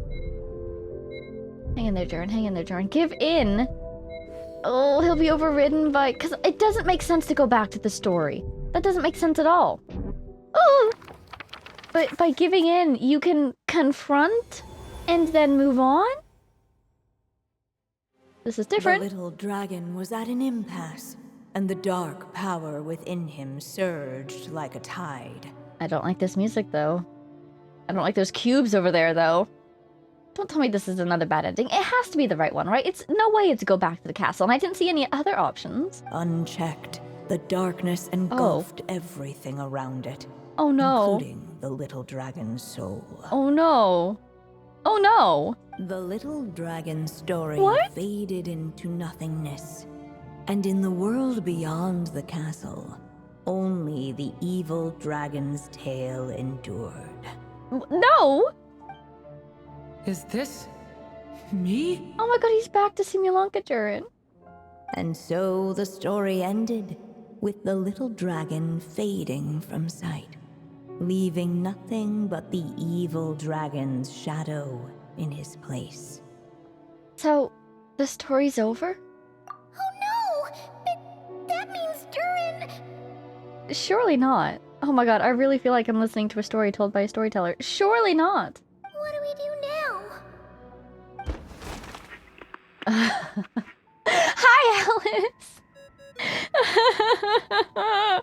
What do I do? Looks like you've discovered another possible ending.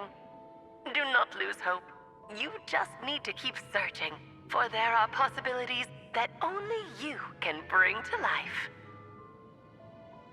Okay, here's an idea. Here's an idea. What if I didn't choose any of them? What if we stayed in the give-in area, but outside the square of desks? In the in-between? Is that an option? Alice, how many times can I flip backwards?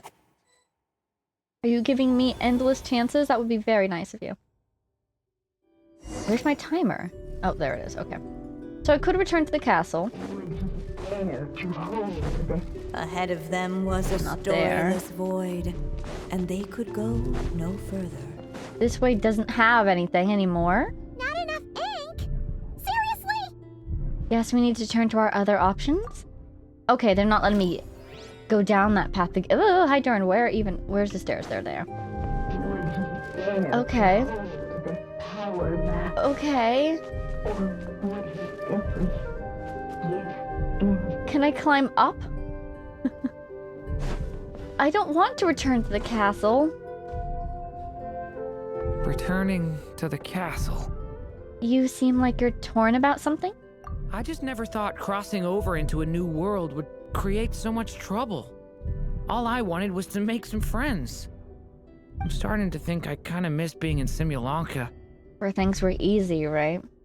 You might look back on it with fondness. Or at least where you knew where you stood. If I were you, I wouldn't miss it. Yeah, remember how much pain that life brought you too. Why? Sometimes, moving on with your life comes at a cost.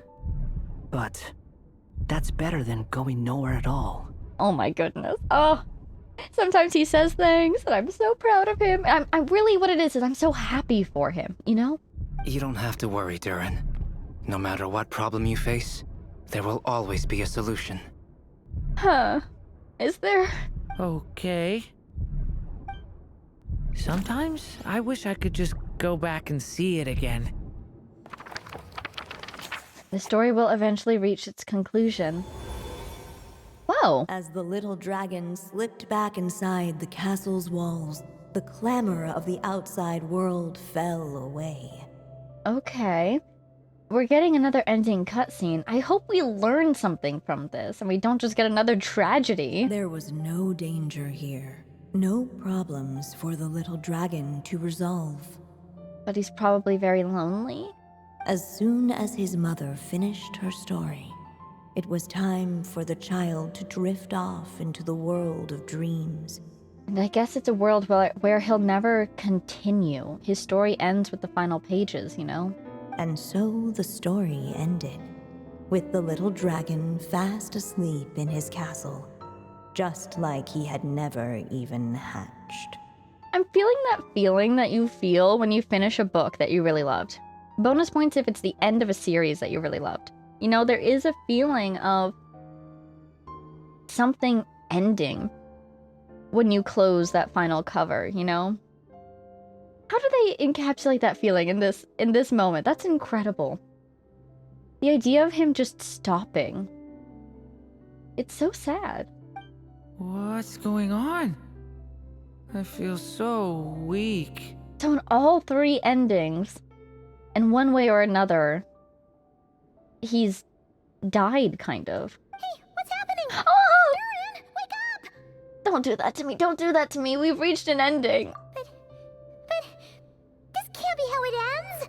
Durin promised to bring back everyone's memories. There's no way he'd accept an ending like this. Yeah, we're going back. We're going back. If Alice lets us go back again, we're going back. I'm gonna try my in the place between idea next. Hi, Alice. Looks like you've discovered another possible ending. Yeah. Do not lose hope. You just need to keep searching, for there are possibilities that only you can bring to life. Okay, so if there was something we needed to activate by trying all the endings, we've now tried all the endings. If nothing new pops up, I'm going to try to end the countdown out of the realm of the desks, but in the main room. That way I haven't taken any particular option. Maybe we'll go hang out by the void wall, just to make sure. Because I'm wondering if maybe... Oh! Discuss with everyone? Here.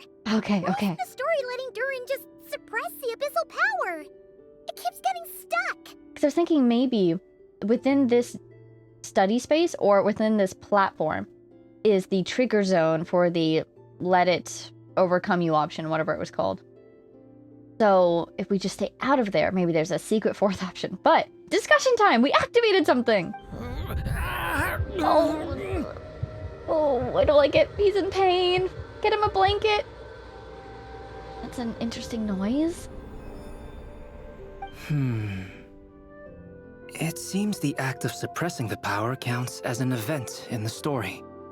In other words, we would need ink to write it in.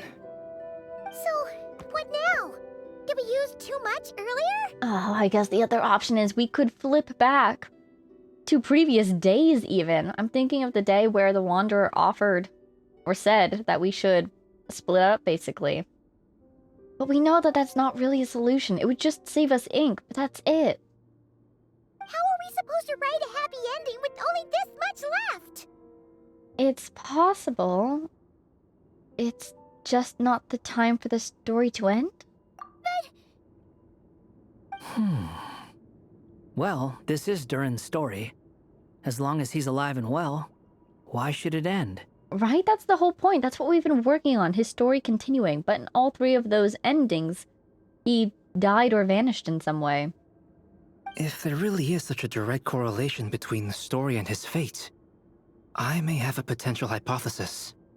Please, please, what is it? Durin was, and still is in essence, a storybook character, written into being by M. From the moment he was born, he has always dwelt within her story. And we're trying to get him out of the story and into the real world, and that's where the issues are coming from. Well, that and the fate thing. And I suspect it has remained the case, even after his arrival in Tevat. Reviving Durin in the evil dragon's place was an act of grafting this Durin story onto the latter's fate. In essence, that is how his fate was rewritten. Okay. But there is a fundamental difference between a being's story and its fate. Yeah. As Miss Barbeloth reminded us, the fate of every living being in Tevat has been woven into the fabric of time. Its most natural path, therefore, is to proceed along its given track. It reminds me of Simulonka, right? With those, I forget what the mechanic was called, but when in Constellation Metropole, the citizens were protected by fate, and you could like rewind things in order to solve the puzzles and to help them out. But Durin's story, on the other hand, needs an author to continue writing it.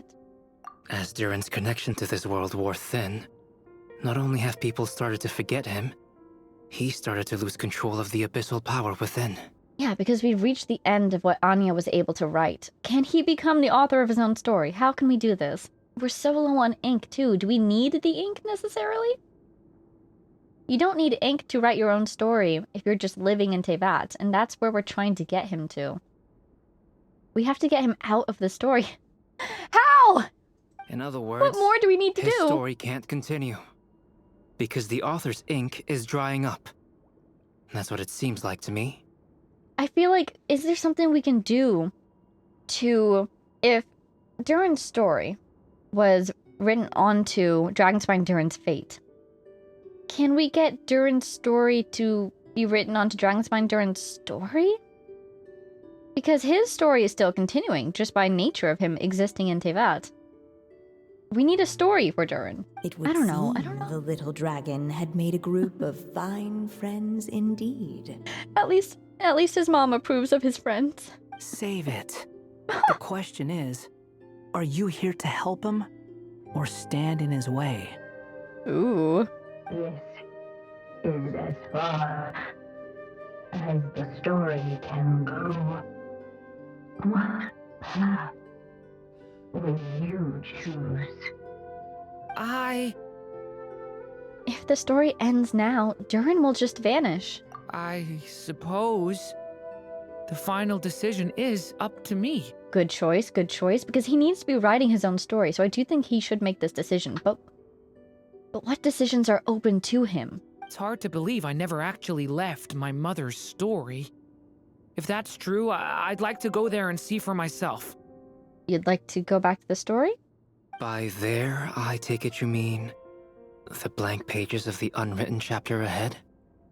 But we still don't even know how Alice's magic works. This is going to be very delicate. I feel like we're performing open heart surgery. If Durin belongs inside the story, then going outside of it to some unwritten part, isn't that too risky?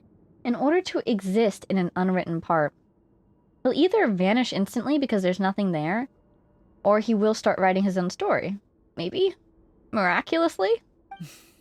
I'm not afraid. By virtue of having something exist in an unwritten place, now there's something there. Something is written.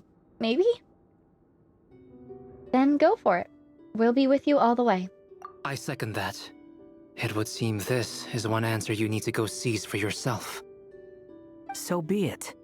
Whatever obstacles stand in your way, we'll tear them down together. Oh my god. Oh my god. I love this family. He's got a sword. He's ready. Oh, I'm remembering his birthday when one of the options was to give him a sword. Look, it's only him in the party now, too. Are they still back there for conversation? They are not. Okay.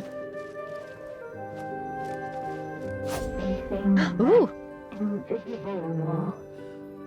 It was as if the little dragon was staring at the uncrossable edge of existence itself. And all of a sudden, it began to fracture. Oh my gosh. As if struck by some transcendent will. I just got chills. Transcendent will. That's the key here.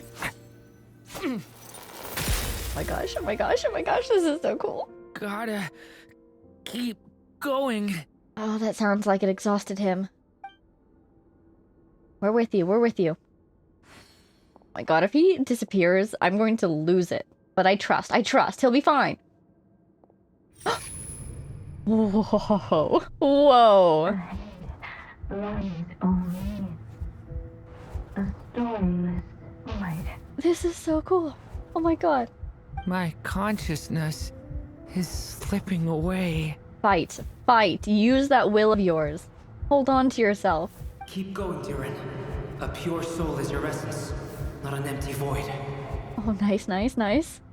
I feel so weak. Oh my god, oh my god. He's literally fighting for his life. Fight, Durin. Stand tall, Durin. You are not some amorphous idea. The body I made for you is flesh and bone. Oh my god, this is so cool. They're supporting him. Am I truly alive? Oh my god, oh my god. This is so cool. Like, from the perspective of Teyvat, this is incredible. Yes, Durin, but you must keep going. You're as alive and real as I am. What a great way to put it. I can't feel a connection. You're not alone in this world, Durin. At the very least, you have me. Oh my god. I can't remember anything. Who am I? Oh my god. Your name is Durin, and there are many who still remember it. My name is Durin. Gosh, You're taking too long. Oh, I'm sorry. Come on, Durin, run. In this world, fate waits for no one. I can't run. Oh, there we go. Reclaim your true self. Where am I meant to go? What am I supposed to do? I can't fight. Go make your wish come true, Durin. Oh my god. My wish? Ah! The absolute blankness of it all is incredible. Your story's not over yet. I don't want to take too long because what if he does just vanish? I don't think Alice can bring us back from here. Oh. Did we find another page? Oh my god. That transition into the storybook flipping was not deliberate. Huh? Have you nothing to say about my proposal? Oh, this is cool. Let me get this straight. You want to graft your story onto this unfinished thread of fate, and in doing so, not only rewrite that fate, but allow the story to live on. Yes, yes, exactly, yes! Quite the brilliant idea. Still, the story's survival depends entirely on whether the author keeps writing. Maybe you can change the definition of the author. He can be the author now, right? Exactly. And the moment foretold by the prophecy is still centuries away. I see. I thought my own ignorance might be the problem. That I'd asked more of the noble science of alchemy than it could ever deliver. Or that I had failed to discern the heavenly signs and grasp the secret truth underlying the prophecy. Little did I imagine that time itself would prove to be the greatest hurdle of all. She's saying that the other witches can't deliver in what they need to do. But because she, Anya, is human, she's not immortal. She won't be around forever to keep up her end of the story. But can you pass it down to someone else, maybe? Well, my friend, this has been a most intriguing experiment. And from an academic perspective, at least, I don't think it was a bad proposal. You know, Rhine daughter, part of me wants to say that maybe you're giving up a little bit too easily. But the other part of me immediately thinks, maybe Rhine daughter's refusal to give up has actually caused quite a bit of issues in the past, so just in this one instance, you can keep fighting, right? Someday, the prophecy will come to pass. So remember, my friend, much like the stars themselves, there will always be something that transcends the test of time. Yes? Thank you, everyone. You've helped me so much already. But, Alice, I still have one final favor to ask of you. The magic part. Will you lend me your magic one last time, just enough for me to keep his story alive until the prophecy is fulfilled? You mean you want me to extend your lifespan? No, not in that sense. As Rhine-daughter once told me, the laws governing life and death are among the most unyielding in this world. I'm well aware of that. And did that irritate her so much that she decided to merge with the Shade of Life? Whether it lasts a day or an age, the span of one's life is determined by fate alone. If I tried to breach that law by force, I'm afraid I would lose what makes me human. This is not a path I want to go down. If I am to die, then I shall die a human. I almost wonder if this tells us a little something about Alice. First of all, the fact that she immediately asked if that's what Anya was intending kind of, I feel like, hints that Alice might be able to extend her lifespan if she so desired it. And once again, that makes me think about Alice. We know that she is very long-lived already. But I'm just wondering about her backstory. Was she always this way? Did she start as a human and then change into something else? Or is that just who she's been all this time? So, what is it that you want me to do? I would like you to send this pen of mine into the future. I see. Then perhaps there really is a way I can help. Because it does feel like she has a little bit of a connection with time itself. Possibly. That's an idea that I got from Wind Bloom, I believe, when the Hexenzirkel were first introduced. And we saw the artistic cutscene that introduced them. And one of them, who I believe to be Alice, had clock imagery.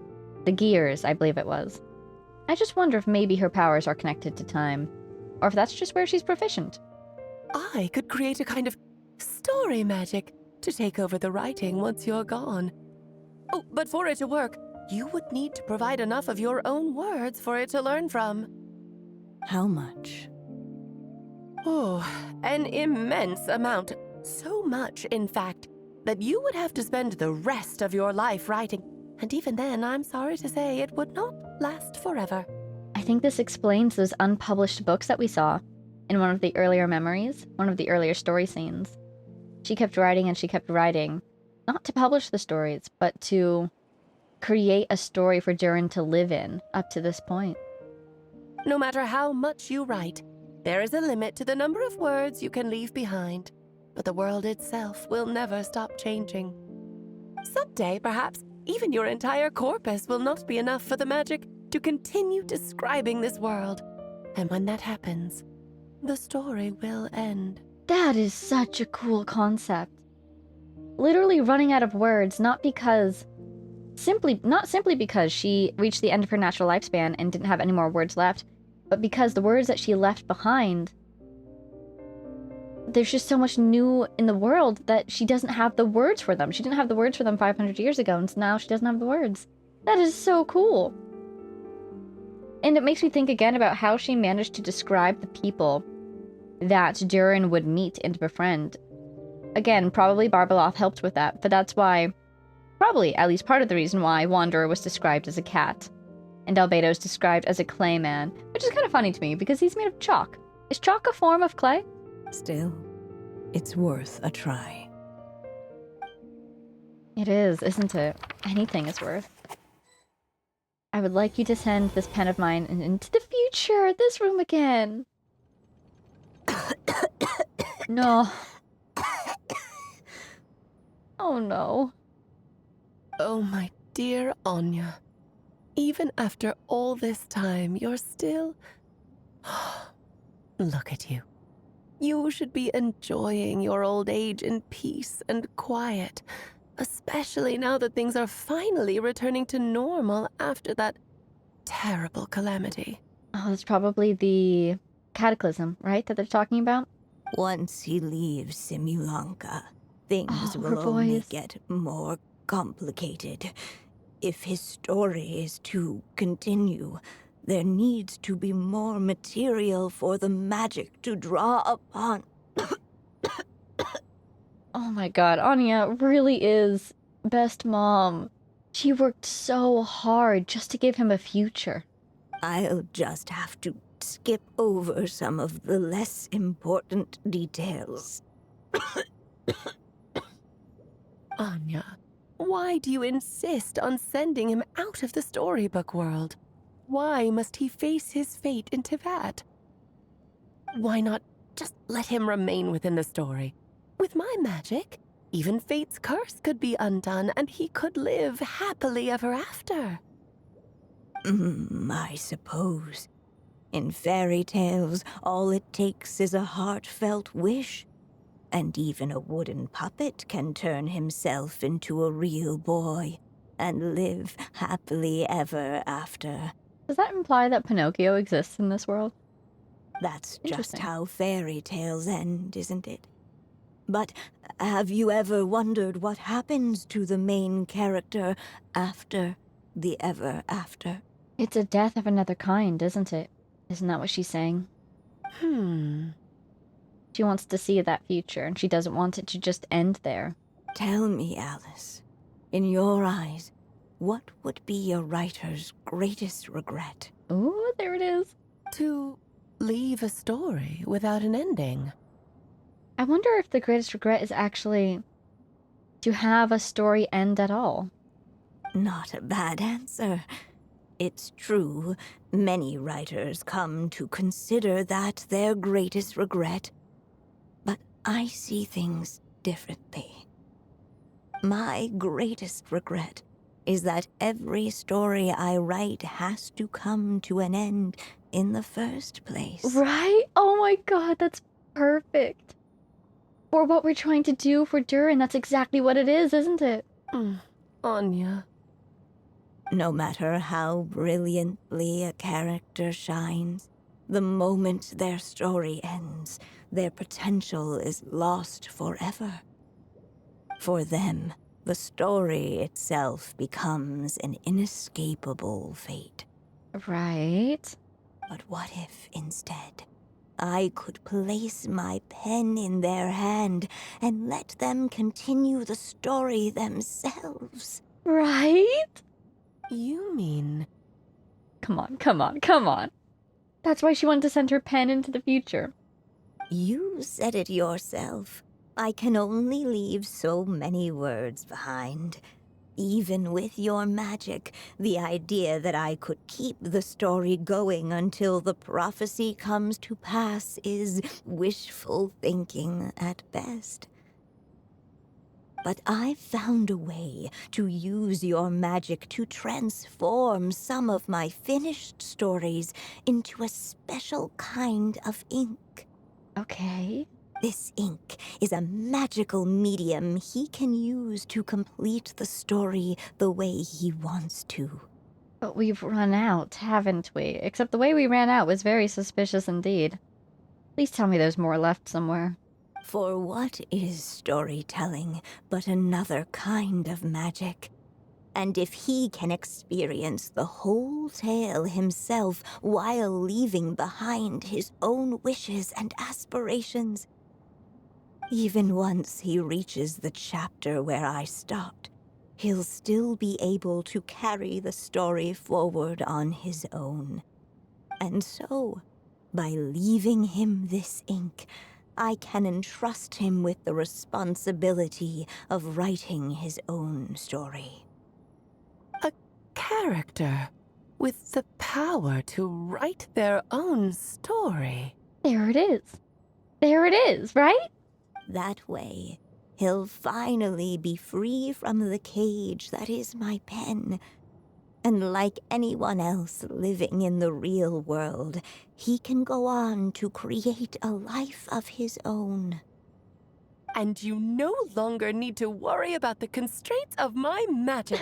What a brilliant idea, Anya. He's so happy. But there are still risks. I'm glad that it seems like Alice genuinely wants this to work out, too. That's a huge help to us. And she has indeed helped us quite a bit already. First of all, once he arrives in Teyvat, he'll have to rely entirely on the story you left him to maintain his connection to that world. As you gradually hand over creative control, that connection will grow weaker, and at some point, he might lose it altogether. But at the same time, he'll also have the chance to forge that connection for himself. Oh, is it something like, so long as his story exists within the minds of others, the story will continue to connect him to Teyvat? It's like, oh my god, it's like everyone around him is reading his story, and therefore it exists. I love this so much. That does make it extremely dangerous that everyone's forgetting him, but there's still a certain few that haven't. The issue is, this method taps into too many of Teyvat's core secrets. Right. Any overt hints you try to leave will be erased in no time. And that's why everything has been expressed through a fairy tale, right? Because the fairy tale will be able to make it through. In fact, it'd be hard for you to leave anything at all to guide them. And I guess Alice isn't allowed to tell us. We still have the story itself, though. I can use that to show them the way. The fact that we're blinking over there is terrifying. It's entirely possible he burns through all your ink, never reaches the chapter you had in mind, and gets stuck, roaming the chapters of his past. But we have to try, right?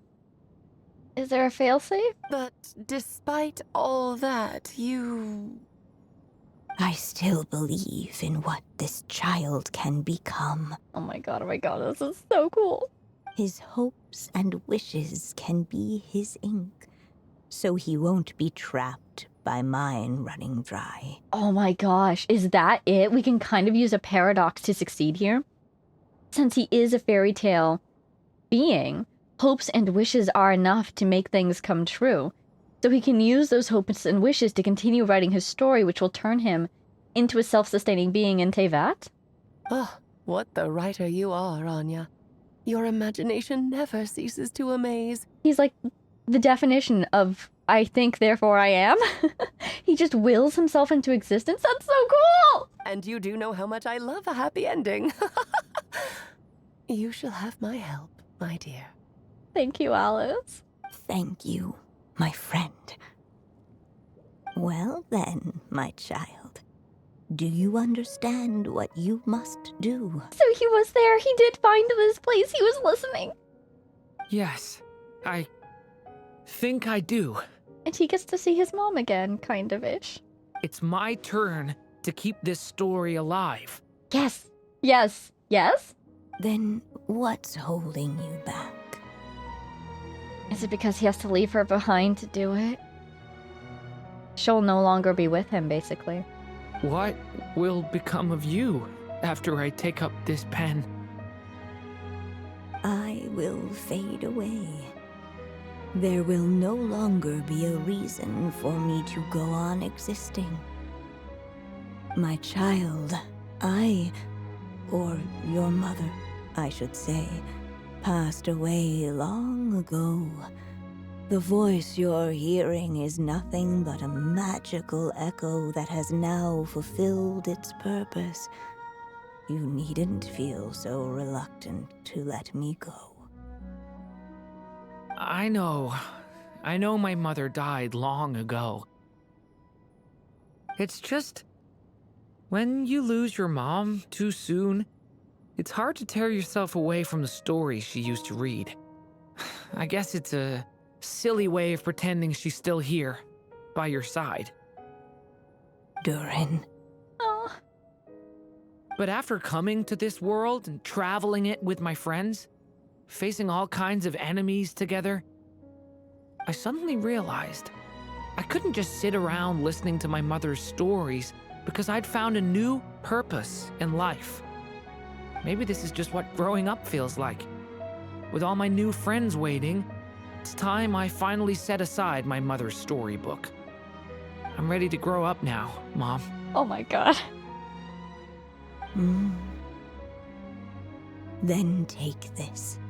A gift I should have given you a long time ago. You've witnessed this story from the very beginning. Made your wishes, offered your blessings, and even wrote your choices into its pages. From here on out, this pen is yours. Now I ask of you, the other pillar of this story, as both its reader and its witness. Oh my god, you're kidding me. You're kidding me. Will you turn the page so the next chapter can begin? She's talking to us. She's talking to the traveler, and she's talking to us. That is so cool. That's why we were there. That is so cool. Suddenly, and without warning, the powers of darkness struck. The question lullaby was, in the background. could the little dragon prevail? Alas, it was here that the story witch's tale had to end. But Durin's tale, on the other hand, had only just begun. Oh my god, oh my god. Stepping into his mother's memories, he narrator picked now. up her pen. He's writing it now! And so the story that was ending began anew. He had made up his mind to challenge the fate that barred the way ahead. He sure did, didn't he? Oh my god. Whoa. Looks like this is the final step. A chance to strike back at fate? Now that's not something that comes knocking every day. What? What? What? I love how he starts writing the story and the first thing he does is this.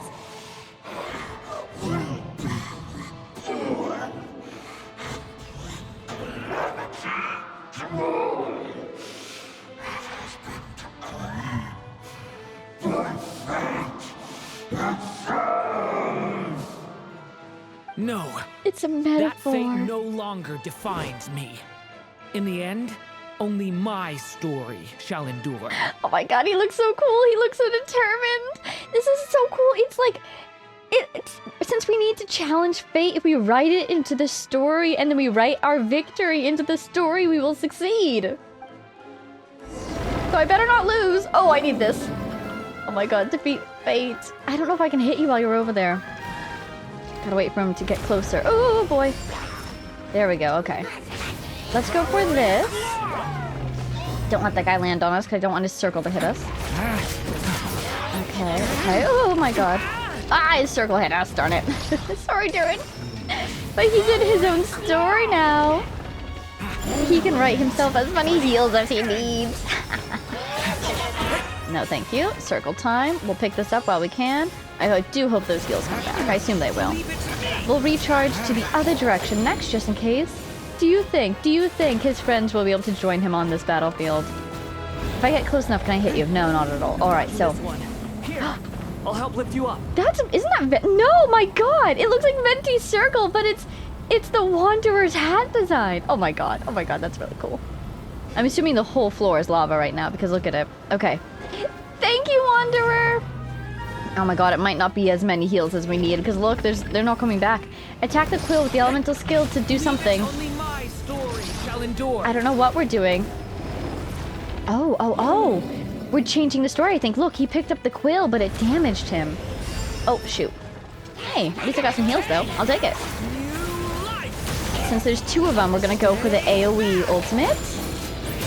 Oh god. Sorry. Oh, that was cool. I know that the AoE ultimate usually circles around your active character, but it looks like it actually successfully targeted that enemy. Darn it. Sorry, buddy. Sorry, buddy. Looks like there's nowhere to hide. Here, I'll cover for you. Thank you, Albedo. Wow! That is so cool. I love it. Cause like, if there's anything that's even better than people using their in-game skills and cutscenes and whatnot, it's people using their abilities in a way not covered by their in-game skills. You know? It makes it feel even more alive. Hee hee, bye! Look at the heart. Thank you, Mom. Aww. And so it was that Durin defeated the darkness and rewrote his fate. I kind of love that the Traveler didn't His help. story is far from over. Because we're reading right now. We are witnessing. Oh my god. This has got to be one of the best designed story quests I've seen so far. If not the best. What a concept. What an execution of that concept. We're packing too fast. Red Dragon's fine! Also, we're not near any fire sources. Isn't this the Seasons area? We're fine, thanks. Oh no, we're by the teleporter. Okay. We all saw how you fought back there. That was awesome! I'm so proud. Is that a new outfit? It looks more free. I have to admit, I do feel like something in me has changed. The colors are slightly different. This thing's different. And his heart doesn't have the crosses on it anymore. And his horns, look at that. Wow. Good job, buddy. I owe you all so much. Without your help, I don't know if I could have ever made it this far. The way I'm interpreting the outfit is not only does it kind of represent his new handle on his own self, but also I think it's... If the way he looked before is the way that his mother described him, the way his mother wrote his story, this is how he's writing his story and writing his own character. That is so cool. Just a shame I could only help out from the sidelines. Like I said before, it's not every day that you get to put fate in its place. He would have liked the chance himself, huh? Well, I'm sure you'll hear it someday. Hear it? Hear what? The chance to strike back at fate knocking at your door. Oh my god, ever the optimist. He looked amazing! Yeah, maybe someday. Oh, he's mysteriously hiding his eyes again. He wants that opportunity. We'll just have to get it for him. Allow me to just check one thing. Oh yeah, make sure he's okay. He looks so happy. I'm happy. Yes. The abyssal power within you has stabilized again. And those strange symptoms you were experiencing seem to have completely disappeared. Oh, fantastic. I wonder if everyone remembers him. Does everybody remember him, or do you think he needs to meet everybody again? I feel like even if that were the case, he's strong enough to do it. Especially because he probably still has his friends by his side, so... Oh, thank goodness! It's just everybody else he might need to re-meet. We did it! I wonder what it means, though. Wow, look at that! Aside from the principles of alchemy, What other law of this world governs his being? The energy that's coursing through him. He's kind of outside some of the laws now, in a way. I feel like he might be ever so slightly outside of any laws of reason or logic. Because he's running off of storybook logic to an extent now. Interesting. I feel like this is so cool. I also wonder if this is going to make him kind of a target, maybe, in the future of the Heavenly Principles. Because it's quite possible, I do believe, at this point, that at least part of him is existing outside of the laws of the Heavenly Principles. Based on, you know, what Albedo just said. So, if they notice that in the future, I wonder if any of the Shades would have issues with him, or if the Heavenly Principles themselves would have issues with him. He's so cool. Oh my god. Look, they grew up so fast. It all turned out fine. I'm so proud. So just leave it at that. Now that this one's out of danger, it's time for me to get out of here. Really? Leaving so soon? You're leaving so soon? Don't humans usually throw a party after something like this? Yeah, we need to celebrate. Except a party probably isn't really his scene. Well, you can hang out on a rooftop and we'll bring food up to you or something. I don't know, we just have to get back to Mondstadt. We gotta check in with everybody else. A party? Do I look like that kind of guy? No, but please? Anyway, come find me again next time you're in trouble. That's what friends are for, right? Some people never change. At least in a way, though, he is right. This is Durin's moment to celebrate. Not the time for academic discussions. That's hilarious, though. He just leaves instantly. What, is he going to fly all the way back to Sumeru now? Back to Nordgrau? Hey, I don't blame you for asking. And honestly, I'd be perfectly happy to talk about it. It's just, I wouldn't even know where to start. It's all right. I'm sure we'll get a chance at some point. After all, your story's only just begun. I feel like they are hinting here that it is important to know how he works now. I'm sure Albedo will get right on that after the party. But yeah, I just wonder about those laws and what that might mean in the future. Mm-hmm. Oh my god, look at how happy he is. How happy he is. I am so excited for him. All right then. Traveler and Paimon, we'll part ways here. Oh. Given the extraordinary nature of the things we witnessed today, I need to make sure it's all recorded properly. Oh, it feels like the story is ending. Okay, see ya! Bye. So, it's party time next? Huh? Oh, it's Alice, isn't it? She said she'd check in with us when it was actually done. Yep. I love the Dodoko ringtone. Congratulations on completing your mission. Now then, as per our agreement, it's about time you returned that book. Do we have to? She must have known the moment we finished. Just like she said she would.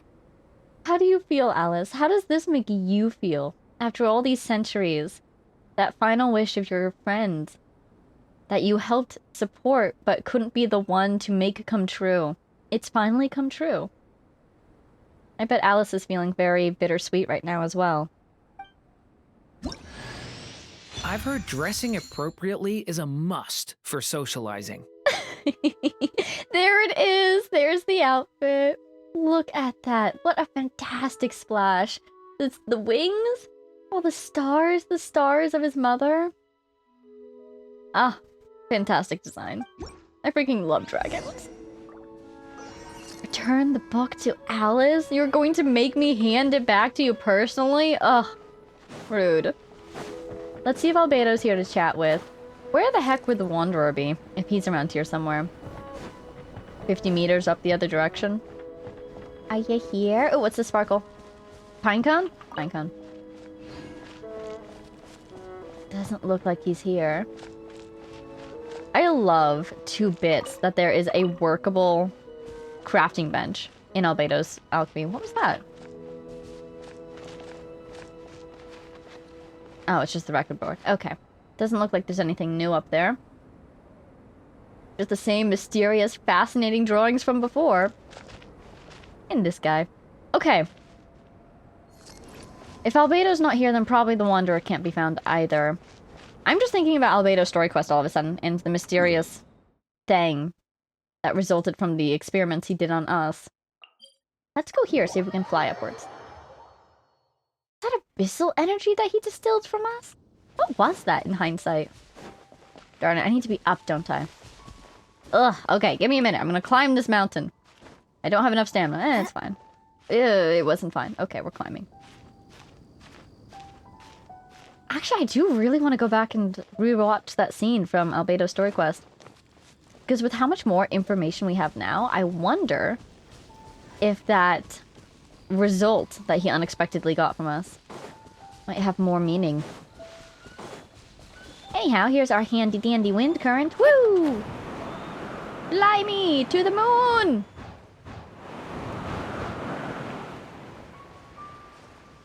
Oh, look at the waves. Look at the islands. Ooh, can we see our island? That's not it. That is it? No, that's the Abyss Island, isn't it? So that must be it. Oh, there it is. You can kind of see it. I think it's that there. Hello, Crab Island. Oh! Hi, Alice. Ooh hoo hoo. Oh, my writer and witness. It's been quite the journey, hasn't it?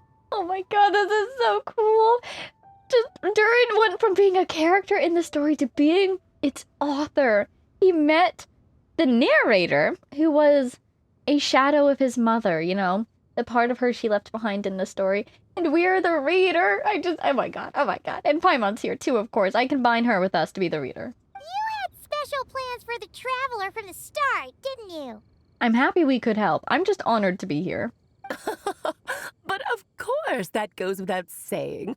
For a story to live on, it needs both a writer and a reader.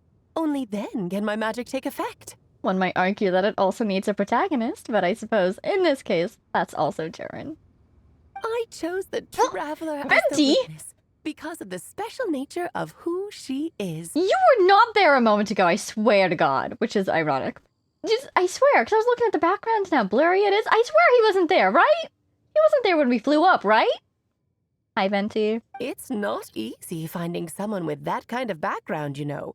For a moment, I even considered taking the role myself. Wait. What was that background? The special nature of who she is, and you're saying that that could also apply to you? For a moment, I think... For this moment, I think the similarity between us that applies is potentially being outside of fate. Maybe. Because we're a descender. The Traveler, that is a descender. And Alice, I swear, has something going on with fate. The way she was treating it earlier, like, oh, just turn the pages back, it'll be fine. But she's not a descender, right? We know that. What are you, Alice? I think Alice is reaching Paimon levels of, seriously, who and what are you? You're not... Oh my god, imagine she's the shade that defected, maybe. That would be super cool. I highly doubt it, because it's more likely that that's Paimon. But then at the same time, I don't think... Paimon, who are you? Anyway, but just imagine, like, that's the level of who are you that I'm at with Alice right now. How are you doing this?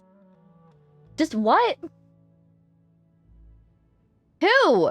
Okay. Well, you were the only one who understood what was going on. At least it made for an interesting story, right? Hi, Venti! Huh? What are you doing here, tone-deaf bard? I wonder if he was watching the whole time, too, because I feel like a story like this would be just extremely important for him to witness as well. With him being who he is, he's a bard. And bards tell stories as well. They're not maybe storytellers as you would think, but they are, though. They tell stories through song. And particularly because this was happening in Mondstadt, involved a lot of Mondstatters, and involved fate itself, I feel like he was probably keeping a very close eye on this whole situation. But I also wonder if he just enjoyed the story. With the Hexenzirkel carrying out such a risky experiment in Mondstadt, it didn't cross your minds that the Animo Archon might be slightly curious? Oh dang, Betsy's mad. Yeah, I feel like they could have done him the courtesy of inviting him to watch over it with them, or giving him a heads up. Did they not? Sorry for the trouble, Lord Barbados. Nobody can be mad at you, though, Durin. Think nothing of it. I dare say the Animo Archon quite enjoyed coming along for the ride. Now then, as agreed, let us see the fruits of your labor. Okay, so he was watching, and he was enjoying. But also, Alice, come on, you could be a little bit nicer. On the other hand, she did help us a lot, and this was probably very close to her own heart. But also at the same time, look at the symbol. That's the one that's on Albedo's board. Fascinating. Here, please take a look. The one where you're just looking at? That's why those notes are so curious to me. Well, somehow, despite all my careful planning, it still turned out to be full of surprises. Which is a good thing, right? She planned this out, but she wasn't controlling it. She let us take the lead. It never even crossed my mind that Rhindotter's child would be capable of handling that kind of alchemy in her stead. When he asked for help with the materials, oh my, I nearly couldn't believe it. Oh, okay. I was thinking that they had intended, all those years ago, for Albedo to be the one to help out. But instead, it just happened. Rhyndotter might have stepped in if he hadn't. Oh my god. Even though she's fused with Naberius, do you think she still would have kept that promise? Do you think she cares enough to keep it? Do you think the experiment would still be interesting enough to her to keep it? But that's hilarious. No wonder they agreed to let him have the materials. He was just helping them fulfill their promises. If only the others were here too. We could all celebrate together. I feel like Alice is a little bit more sad than she lets on that the Hexenzirkel is so divided at the moment. I'm right here, you know.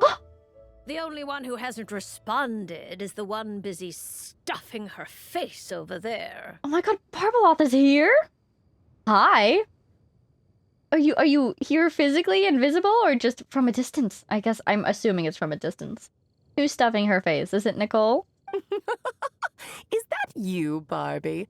A little late to the party, don't you think? Or was that really you we were talking to? No, it was definitely her in the story. That we were talking to in the story. This is so cool. Come here, child. Let me take a closer look at you. Oh my god, is she going to check his fate? All right, Aunt Seer Witch. Here I am. Oh my gosh. I mean, he's adorable. How can you not dote on him?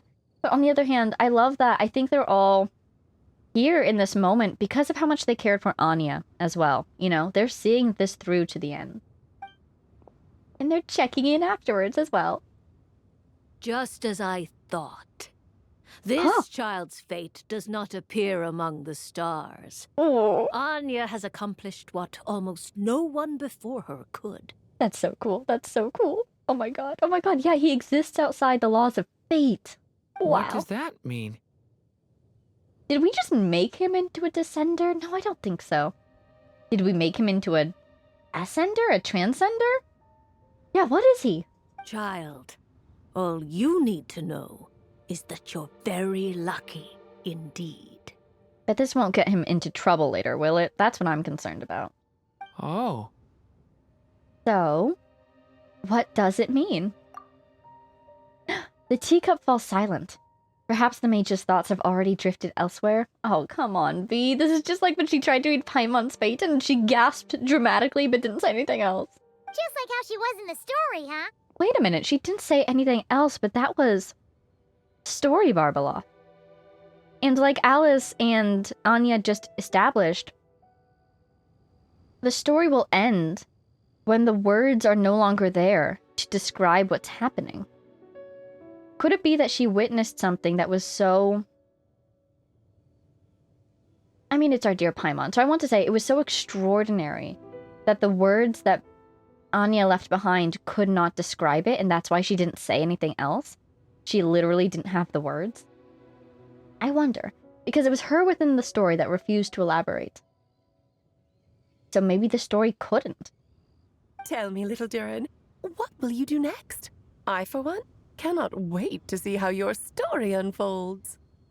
Well, there's so much I want to do. I'm not even sure where to begin. I adore him because he's so happy to be alive. He's so grateful to be in this world. It really makes me excited to experience it too, you know? How about settling your most recent regret? Oh, dang. I mean, I was thinking about throwing a party, but what's that, Venti? Secrets! Secrets! Look at that. Not so fast, Tone Deaf Bard. What exactly did you just tell Durin to do? Look at that. We took the path that was guided by the wind, and here we are being guided by the wind. I love it. I love it so much. But what did you say? To make the long overdue wish come true. A wish? What's his wish? Thank you once again, Alice. The vanishing magical echo? Hi, Anya. How much time do you have left? Yeah, look at her. Very bittersweet for her, isn't it? I believe these should be my final moments. Just enough time to say goodbye to my dearest friend. But wasn't that one of the first things that was established about M when we were first introduced to her? She taught Alice how to feel grief, how to feel loss. She was incredible, wasn't she? This feels like having to say our final goodbyes all over again. I don't like it. Not one bit. I don't know how to respond to that. Strange. You were always such a cheerful figure in my stories. I even dubbed you the Merry Witch, you know. Oh, please. You know full well it was your stories that first taught me what true pain and sadness felt like. Huh.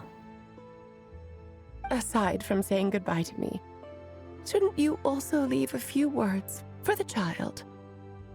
Since the book will be his to continue, why don't you write him a little parting note? That is so sweet. On one hand, maybe they already had their chance to say their final goodbyes in that scene that we had. On the other hand, Alice, who so clearly doesn't want to let Anya go, and is struggling with this moment of her being back in her life only to lose her again, is saying, use your remaining strength and ink to say goodbye to your son. Wow, Alice. There's no need. His mother already did that long, long ago. Oh. All that remains is for me to convey it on her behalf.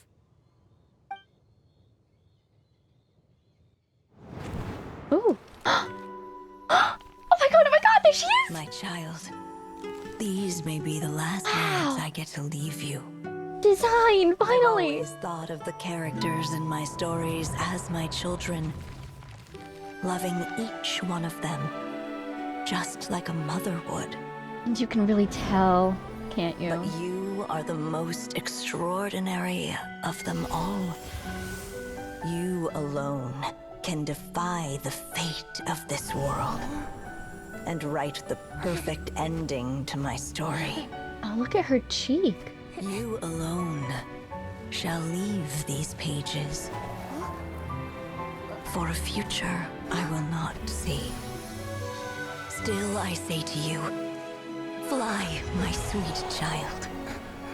Just like a forest breeze yearns for the open sky, head into the unknown and seek an adventure to call your own. If you meet a dragon bright as 1,000 jewels, dance through the air together.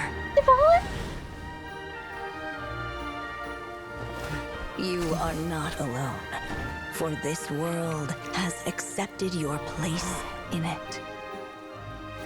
Do not lose heart. You still have many wishes left to fulfill.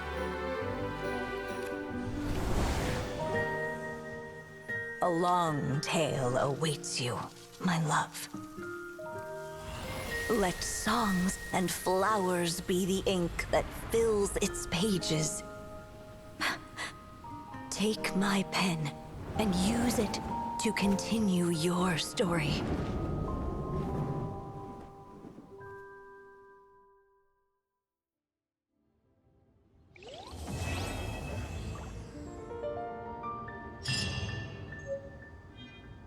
Oh, we did get to keep the book. Good. You're kidding me. What? Talk to Lisa. Unexpected commission? Is that Hexenzirkel? Oh my god, why was that so gorgeous? The way that M was disappearing into paper. Oh my gosh, that was beautiful. And that's what his most recent regret was, wasn't it? He got to meet Dvalin. Because earlier he didn't get to meet him, but now he did! Oh! And they get along, thank goodness. I think possibly Dvalin can sense the change in him. And his reservations were, calmed down. Oh my goodness. Oh. Hey, Alice. There you go! Your very own copy of the book. We wouldn't want one of the story's key witnesses to leave empty-handed now, would we? Thank you. Of course, this copy isn't magical in the same way, but rest assured, all the twists and turns are still there. I was so hoping we'd get to keep the book. And of course, Venti! We probably can't go back inside it, or probably different in some way. Where is it? Oh, here it is. A 4-star. Read. Yeah, you can read these parts, can't you? Long ago. And it's narrated and it's animated. You're kidding me. Beautiful. And this is a replica. And it's Leonard's song! Oh my god. Hey, Venti. And so they flew together, Durin and Dvalin, over the skies of Mondstadt. Who'd have thought such words could ever have described a happy ending, huh? Oh. Oh, wow. Because the last time they flew together over the skies of Mondstadt, they were fighting. No wonder he's looking at Dragonspine right now. This is so cool. This is probably my favorite story quest of all time. The connection to Mondstadt history, all the different Mondstadt characters we have, the connection to the Mondstadt today, and the friendships that Durin has made. Oh my god, you are kidding me. I want to see... Okay, let's check. Let's just check if Albedo's still there. The way that we work together to circumvent fate. Just incredible. Whenever this game brings out a story, a quest that is, that has to do with stories, it always does a fantastic job. See, this is the part. This is the part I'm always interested in. This little eye thing. It looks just like the thing on Venti's back, doesn't it? We can go check, actually. The one on Venti's back actually has some wings to it. But I'm just really curious, because it looks like an eye. No! They're gone so quickly! But it looks like an eye, doesn't it? Which has fascinating implications, considering the nature of eyes and symbolism of eyes in this world. See? He's got some wings. Where is he? There he is. Oh my god. Okay, so this is what he looks like before. Okay, pardon me, Durin. I might have to break you out of your idol. So before and after. So immediately, of course, this thing is different. Trying to find the differences. Okay, yeah, so it's mainly this thing and the horns and this thing here. Anything to do with his cuffs, his gloves, sleeves? Let's check the back, wait. Okay, yeah, on the back. Oh, we're gonna have to do that every time, aren't we? Okay, this is what it looks like. No! Stop! Ooh. Are these new? Nope, it's the same. Wow, he really wants to go to sleep. Okay, sorry, Durin. You can nap. We'll go. Wow. Wait, does that count as his Hexi quest? Maybe that's why Lisa popped up. Because now we've unlocked his Hexi quest? We have. So we do have to do his homework. Oh my goodness. Oh my goodness. Seriously, every time this game writes a story about stories, it's incredible. Should we go talk to Lisa? Let's go see what it's about. Now that Lisa's commission is complete, you'd better ask her for your payment? This isn't Durin's Hexi quest, is it? Lisa's commission. Isn't that the thing that starts the Hexi? Ooh. I'm finding all sorts of menus these days. Let's see. Oh, Lowen's Hexi? Oh, cool. Prude is Hexi? Oh, cool. And Klee. I do have Klee, but she's not level 80, isn't she? Yeah. Oh, level 70 needs to be.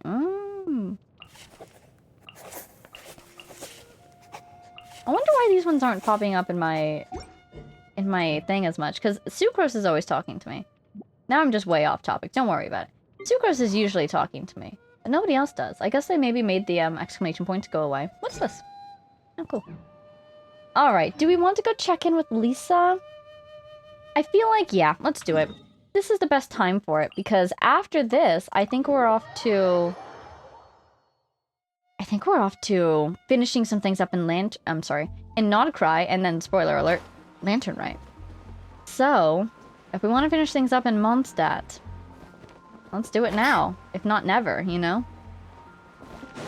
Talk to Lisa. Unexpected to mention. I swear, that's the one that starts the Hexenzirkel things, isn't?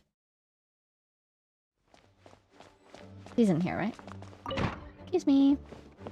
Don't all these doors open in an interesting way? Wait, I'm sorry, did you just switch hinges? No, you didn't. Okay. Yeah. That's facial. Okay, let's talk to Lisa. Hi, Lisa. What's this all about? Oh, you finished sorting already? That went much faster than I expected. Oh no, wasn't that was part of this quest? Near the beginning when we came in here to look at the books. No, this is the Hexenzirkel quest, because, again, the Hexenzirkel quest, they donated books. Alice did. Okay. Now then, what would you like in return, cutie? You freed up my whole afternoon helping me with that. How about we spend it together? I'd like to be paid, or I'd like to ask about these books. Ah, so you noticed too. Such strange names, and even stranger contents. Not to mention, this is the largest library in northern Teyvat, and I didn't recognize a single title on the list. I just don't see how that's possible. The secret books. The extra secret books. Unless... Or unless they were removed from Irminsul, but somehow the Hexenzirkel kept them safe? Surely not. Actually, we just ran into... Trouble, I presume? I think I'll steer clear if it's all the same to you. Besides, if a book exists in this world, then there's a place for them in this library. Aw, nice. Better for them to remain here than end up in the hands of someone more... suspect. Suddenly reminded of her story quest, when we had to go get books back from somebody more suspect. Anyway, here's your payment. Thanks again for all the help. Thank you, Lisa. Okay. Oh, she just left. Okay. So, I'm pretty darn sure that's about the Hexenzirkel things. When Paimon says we ran into... and Lisa says trouble, I honestly have no idea what they're talking about. Was Paimon just going to say we ran into the Hexenzirkel? Was the trouble she's talking about something that happened in another Hexenzirkel quest that I haven't done yet? I've only done Albedo's, right? And in Albedo's, we went to his workshop and we talked to a cat, right? So, I have no idea what that was about, but you know what? We completed a quest. Yay! So, I guess we're done here. What a perfect place to end it, actually. Let's end it in the library. So, that was incredible. As mentioned, probably one of my top favorite story quests of all time, if not my absolute favorite story quest of all time. That was beautiful. That was so heartfelt. I love how this game does not shy away from letting its characters care about each other. You know, it's just so wonderful to see. And you can see how having each other in their lives not only means a lot to them, but also changes them as people. It makes them feel like such well fleshed out characters, it makes them feel so alive, and it's just... it's so wonderful to see how they help each other. I so adore it. And also, two of my all-time favorite characters being central people in this quest, this was amazing. I can't believe it. And then it just, the way it ties into the main themes of the game and questions reality so much, you know. The fates thing, the being a story character coming into the real world of Teyvat, and just, oh my god, gorgeous, fantastic. I loved it a lot. I sincerely hope there weren't any hidden encounters that I missed, because I hope I got to absorb every piece of this story. And if not, please tell me if there was anything I missed. Goodness gracious. Maybe I will run around town a little bit and just make sure there's nobody hanging out, and if there is, I'll append them at the end. But for now, I guess we're done here. That was beautiful. I hope you guys enjoyed. Thank you all so much for watching. Big shout out to our Patreon supporters, Jay Blakewood, Konosard, Power of Chaos, Mary, Edu, Gibrilia, the Loyal Servant of Her Majesty, the Tsaritsa, Ruru, Axel Iron, Jay Quellen, Lunar, Mathsan, Martine, Marcus, Sal, Don't Call It, Ryan, Warp, Summer, Mo, Lizaria, Kagora, and all of our anonymous patrons. And I will see you all in the next one. I love this story. All the Mondstadt stories. All the Mondstadt stories where we get to come back to Mondstadt are so good. And I am so excited to get to that Mondstadt expansion. Oh my goodness gracious. I love Mondstadt. Yay. I'm so happy right now. I was talking about how sad it is sometimes to finish a story earlier. They somehow managed to write a story that actually has made me feel so cozily content to finish. Beautiful. Fantastic. No notes. I'll see you in the next one. Bye now!